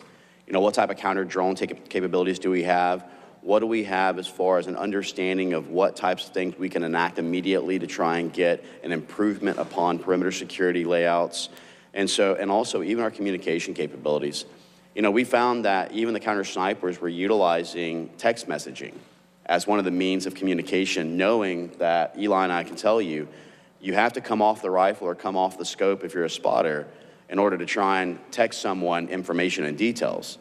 When they tried to say that we may not have had any type of good Wi-Fi or comms or internet, the Starlink system that we utilize in Ukraine and other areas has been proven to be something that can only be set up immediately, but could be utilized and incorporated into the team's overall equipments. And so I think that, as Eli Crane talked about, as Dan Bongino's talked about, a lack of willingness of the Secret Service to evolve to the incoming threats, a lack of willingness to have new equipment that is the most modern, updated, and efficient, I think is going to lead to further attacks. But we also have to start looking at the adversarial challenges when it comes to Iran, who, as you know, the Ayatollah himself recently just posted a video that was alluding to the fact that they want to try another assassination, saying that revenge is imminent, even showing the Mar-a-Lago estates and the president playing golf. We need to take these threats very seriously, especially when we look at things like Mershan, who's the 46-year-old Pakistani who flew to Iran for a series of days, then to Houston, Texas, was stopped in Houston, Texas, and questioned by the FBI. And again, this is something I would ask the committee, and I know the FBI has been stonewalling and preventing information, but potentially subpoena and possible contempt. We have to acknowledge the fact, what was the actual answers that this individual provided, knowing he was already on a terrorist watch list, knowing that he just came from Iran, that would allow him to be permitted to enter into the United States and then found with a plot to not only assassinate the president, but also 35 other elected officials. I think that this is really getting to the crux of the fact that we don't have the security, and there's a false sense of security that's been developed at this point.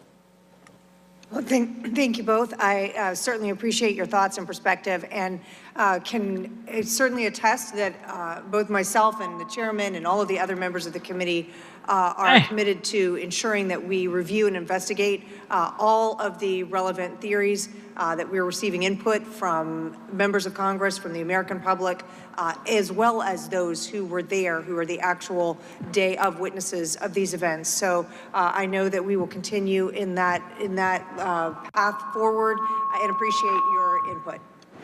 Thank the gentlelady. Mr. Higgins. Thank you, Mr. Chairman. I just want to thank my colleagues and veteran brothers, Eli and Corey, for being here today. You have my commitment, each of you, to have candid and private conversations as we continue our investigations. I especially want to meet with you regarding your trajectory studies. I've conducted my own and found that some of the digital recreations for trajectory data doesn't include some of the pretty extreme terrain variances of elevation versus depression of the AGR complex versus the actual stage area. So I'm looking forward to working with you both on that. Let's try to come to a conclusion that we can say, okay, this is what the complete truth is, because we must investigate every potential theory. I don't consider anything to be a conspiracy theory.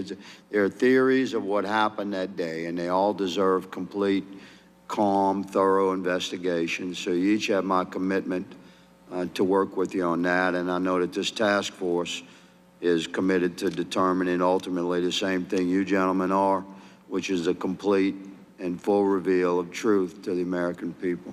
Thank you, Mr. Chairman. I thank my colleagues for being here today. Thank you, sir.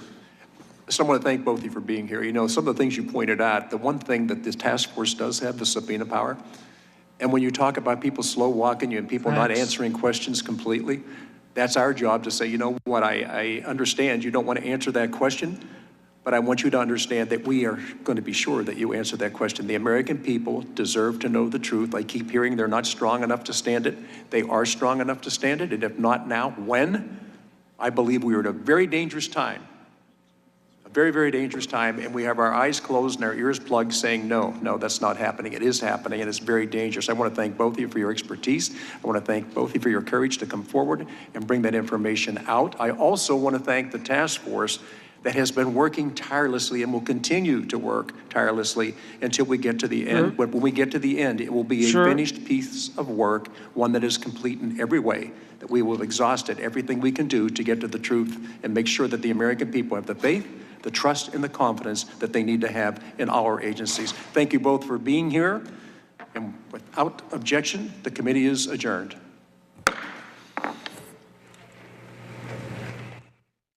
And thanks so much again for joining us here on Live Now from Fox. Shout out to everybody watching the live show. You know what time it is. Double tap your screen, subscribe to the channel. Okay, we've heard from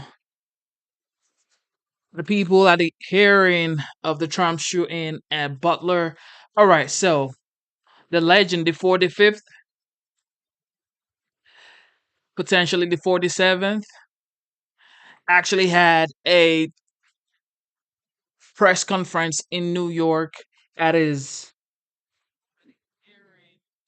famous Trump tower in New York. Let's listen up and let's hear what he has to say. This man is just working back to back to back to back. He is 78 years old. How is he doing it? Of course, I know he has the best doctors and the best everything going on, but I hope to be as strong as he is when I turn 78 years old.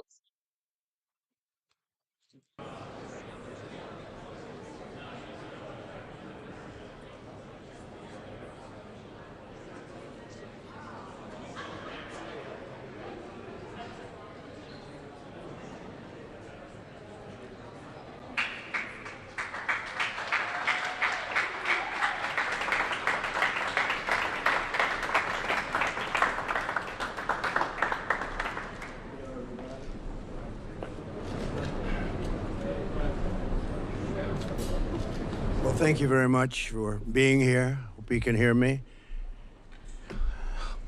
Thank you very much, everybody.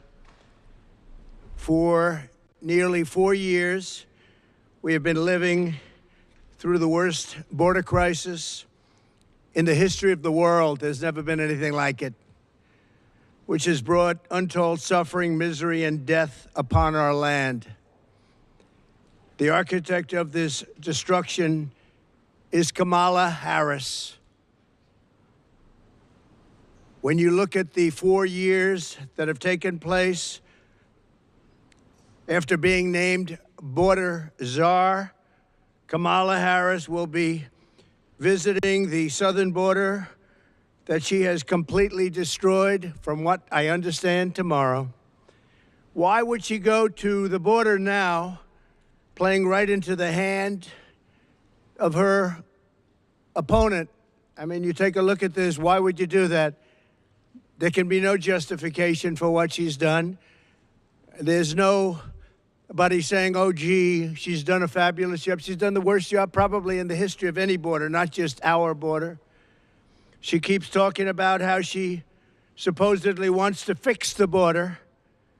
We would merely ask, why didn't she do it 4 years ago? It's a very simple question. I can say this with everything she has. She talks about borders and taxes and all these different things. Her policies on tax, by the way, are terrible, but I can say it for everything. Why didn't she fix it almost 4 years ago? She's got no plans, got no talent, got no ability to do it.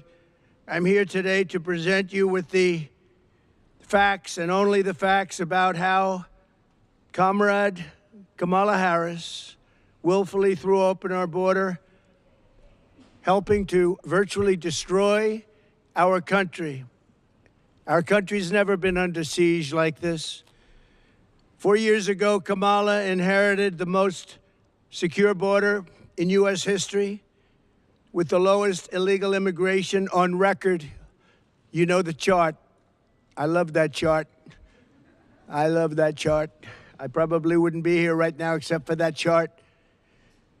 Those who violated our borders were captured, detained, and quickly sent back home under the Trump administration. But on her first day in office, Kamala Harris terminated every single Trump policy that sealed and secured the border. Okay. She ordered an immediate stop to the completion of the border wall. It was almost complete. We built hundreds and hundreds of miles of wall, and it worked. I always said walls and wheels. Everything else is obsolete, but walls and wheels, and this wall worked. And we were ready to build and throw up another 200. Could have been done within weeks. Everything was complete. The wall was all built, ready to go, laying there, ready to be fixed.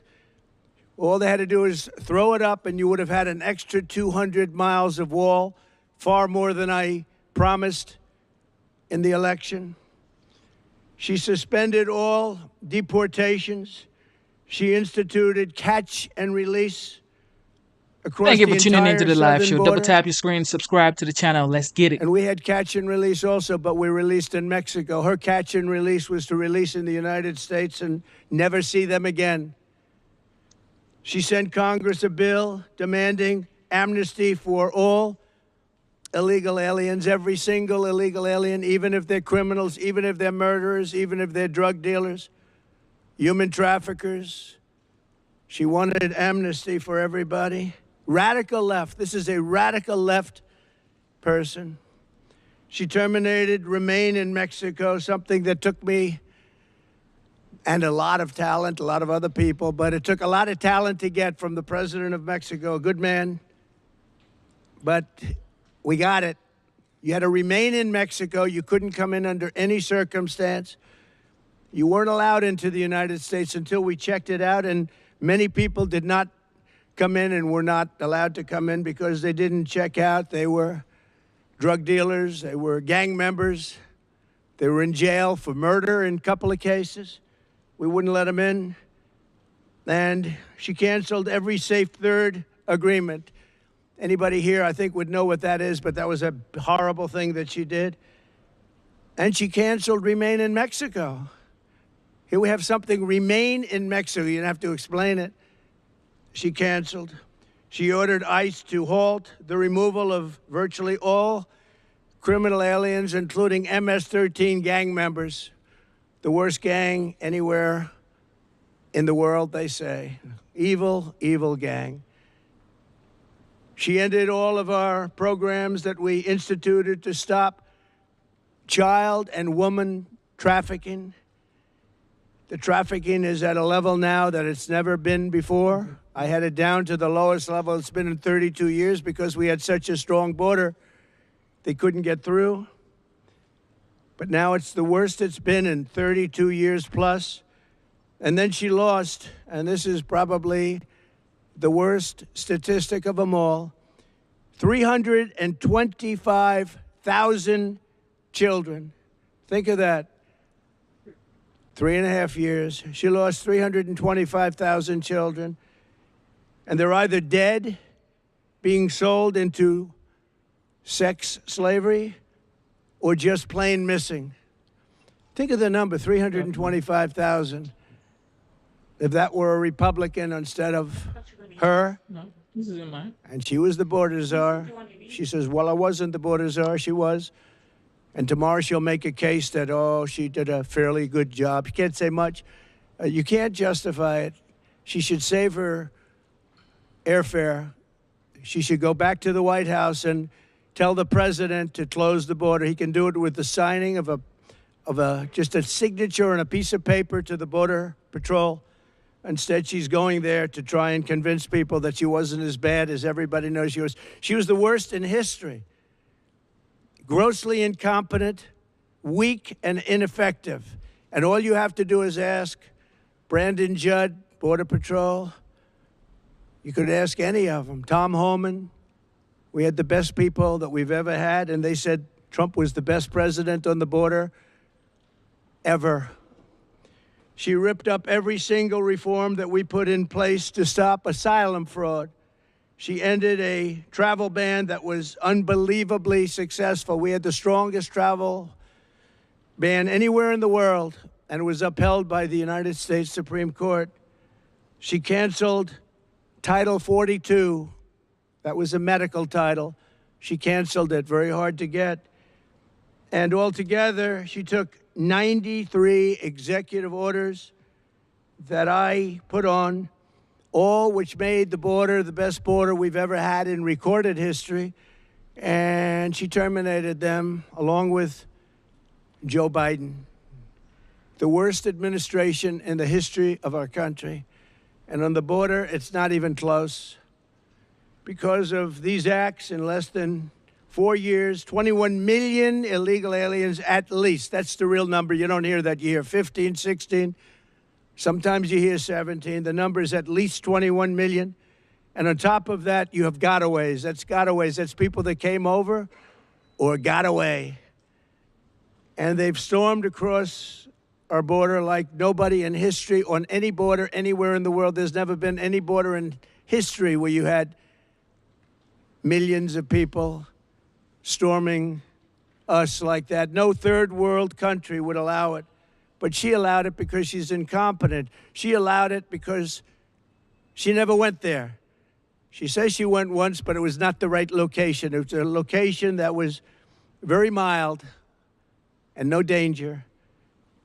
She never went there. She's going there tomorrow after almost 4 years. She's going there tomorrow to try and show you what a great job she did. But even now, the numbers are terrible.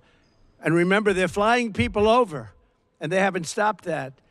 They're flying hundreds of thousands of people over the border right now. They never stopped that. They didn't think they'd be caught, but they were 2 weeks ago. From prisons and jails, mental institutions, and insane asylum, all these insane asylums where you have the sickest people, mentally ill people, and terrorists at record levels. We've never had terrorists come into our country like this. Right. They come, and they keep coming and coming, and nobody has ever seen anything like it. People that go to the border, they look professionals, and they said there's never been anything like this in the history of the world, and they are destroying the fabric of our country. She did nothing to stop any of it. In fact, she encouraged them to keep coming, and you know that. For years she did. Only recently did she say, oh, well, we're going to try and put a stop to it. And I ask again, this should be the why didn't she do it speech. Why didn't she do it? All of these things, including unrelated elements to what we're talking about now, like taxes, like military, like so many other things. Why didn't she do it? She's got plans for the future. Why didn't she do it? She's been there almost 4 years. Kamala created a brand new program to fly in migrants from Venezuela, Haiti, and Nicaragua and resettle them in American communities, including small towns all across our nation, but in particular in Pennsylvania, Ohio, Wisconsin, and North Carolina. Nobody can believe it. These towns have been destroyed, and the mayors of the towns and the governors of the states can't talk about it because they're embarrassed that they allowed it to happen. In addition, through her phone app, something totally new now, it's a phone app for migrants, where migrants call in, highly sophisticated migrants. She's allowed virtually unlimited numbers of illegals to press a button, schedule their illegal immigration appointment at our ports of entry, and show up to be released into the interior of our country. Can anybody believe this? And they're invading our towns. It's an invasion of our country like no country has ever had to suffer before. And this was purposeful. They did this on purpose. This was not a mistake on their part. They did this on purpose because their policies are so wrong and so evil and so unfair. And there's only 3 reasons they want to do that. Number one, they're incompetent. And I'm not sure that that's the reason. Number 2, they want it for the votes. And number 3, you know what that one is. We don't have to talk about that one.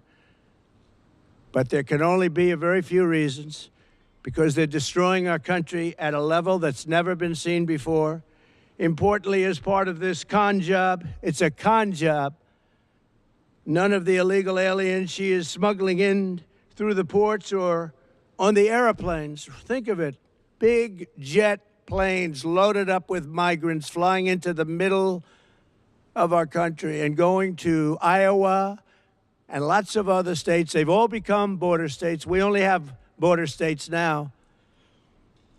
But they're counted in the Border Patrol statistics. And when you do that, you can add a lot of numbers because they're not taking those counts. They want to have those counts not included in the numbers.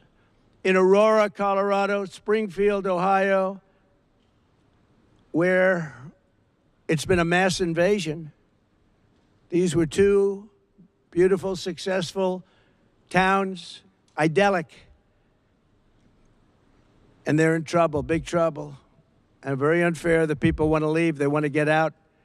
But everyone's afraid to say, I want to get out, because they want to be politically correct. And other towns just like them, hundreds of them all over America.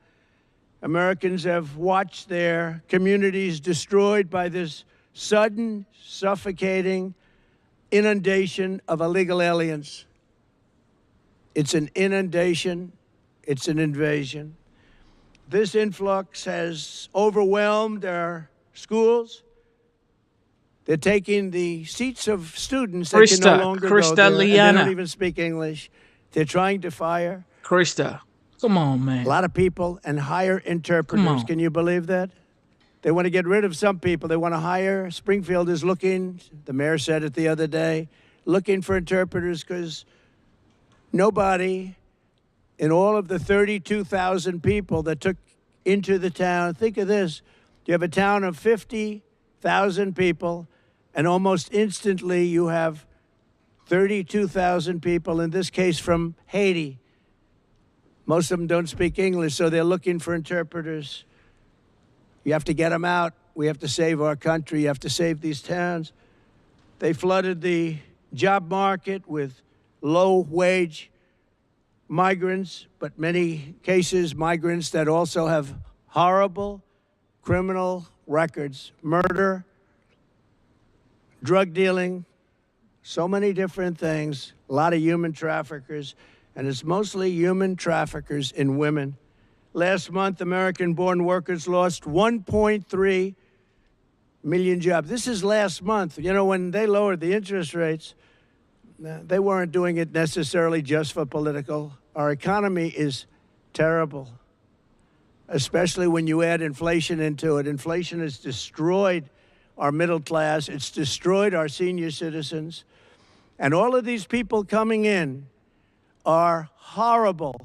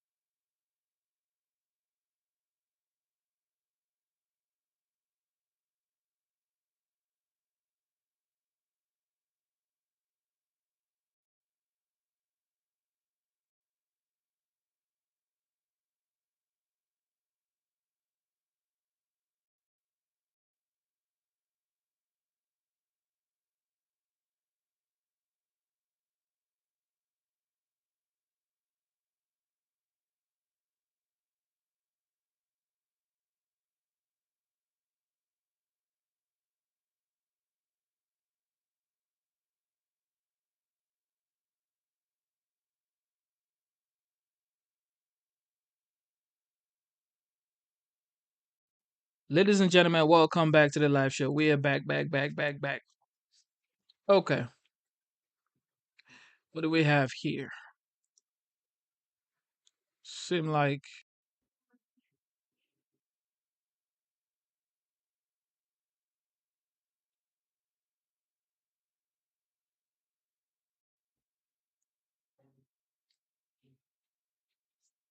okay. Give me a moment.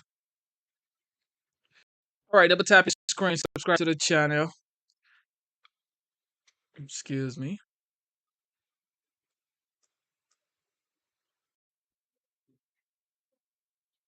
Hmm.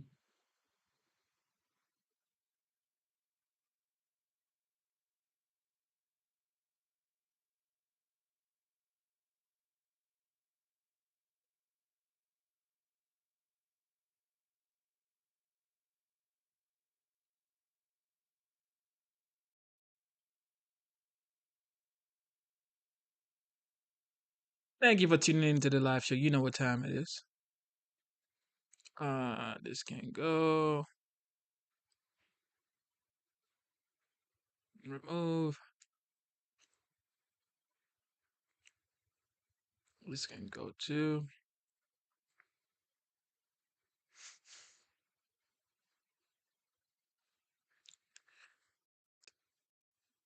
All right.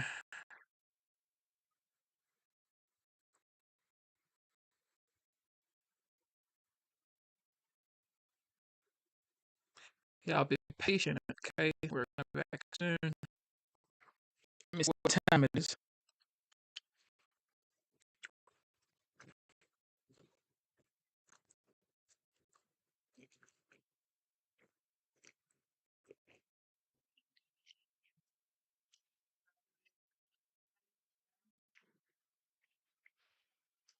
Yeah, I'll be patient. Okay, we are going to be back soon. All right. Thank you for tuning in one more time. What time it is?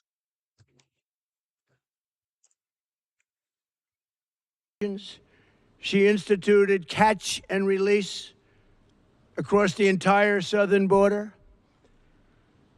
And we had catch and release also, but we released in Mexico. Her catch and release was to release in the United States and never see them again.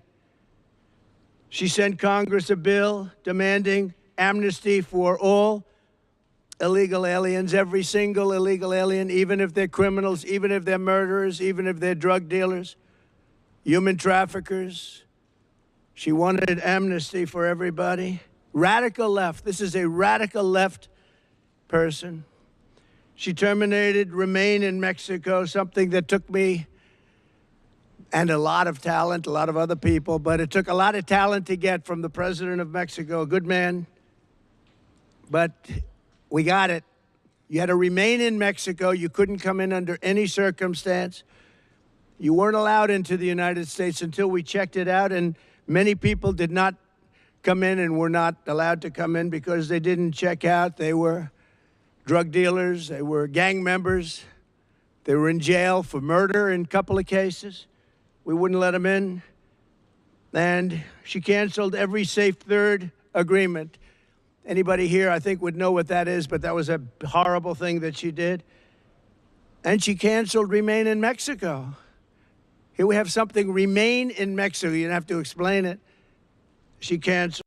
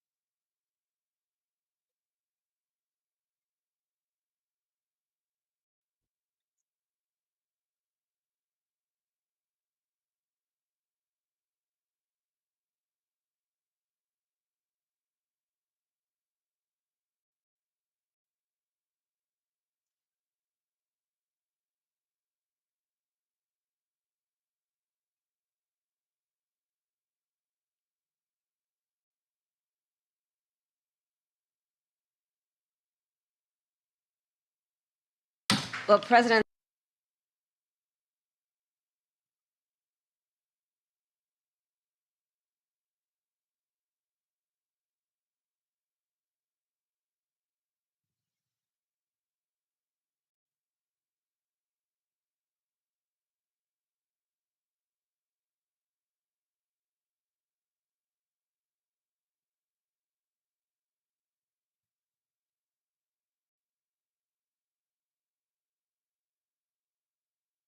Shout out to everybody tuning into the live show.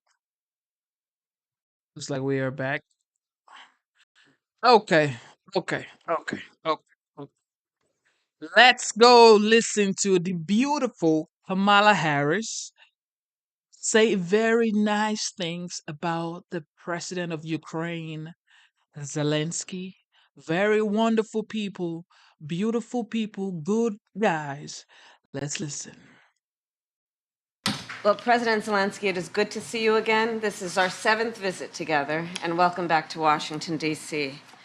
As I have made clear on our 6 previous meetings and throughout Putin's brutal aggression and war against Ukraine, my support for the people of Ukraine is unwavering.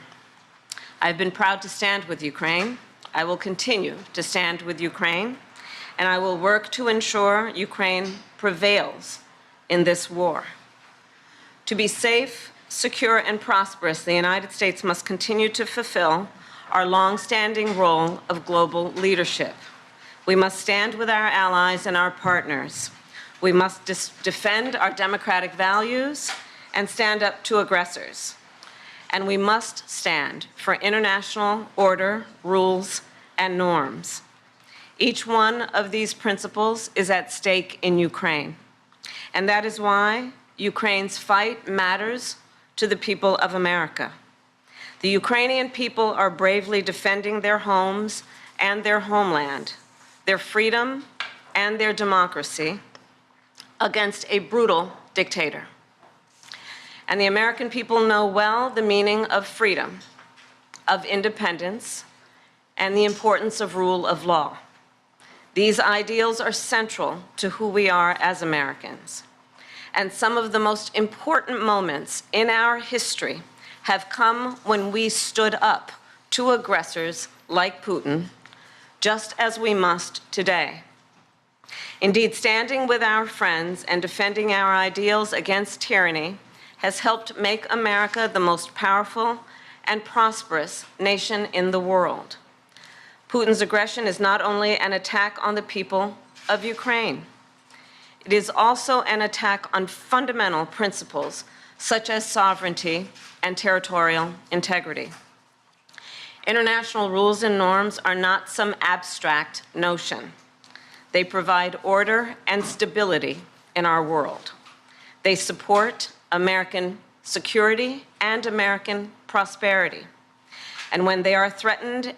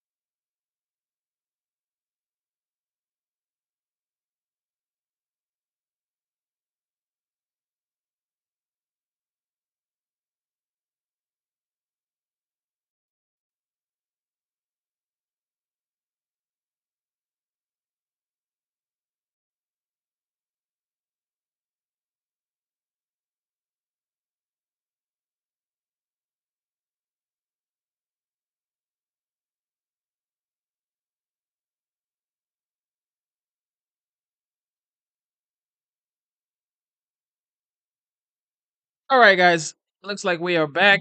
Shout out to everybody watching the live show. Okay, so uh based on, well, first of all, shout out to YouTube. We gotta be thankful, right? Shout out to YouTube. Based on the situation, we may have to end the live show. We may have to end the live show. Double tap your screen, subscribe to the channel. You know what time it is. We were gonna see the OG, the 45th. Some people say he might be the 47th.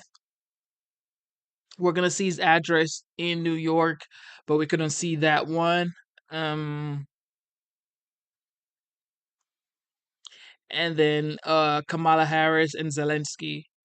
I really wanted to hear what they had to say.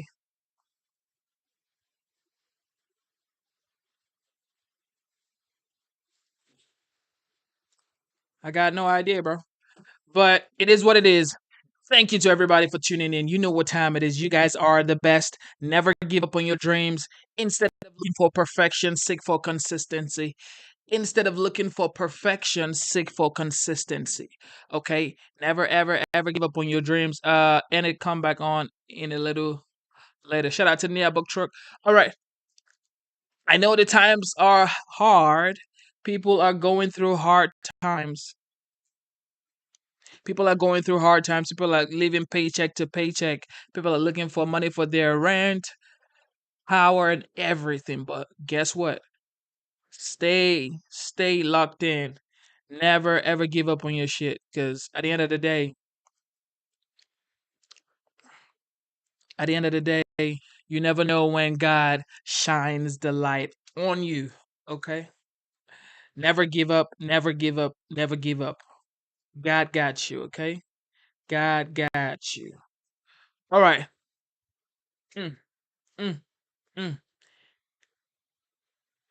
All right. Shout out to Michael, Chantel, Zima, my boy, Mary, Christine, everybody, Michelle, everybody.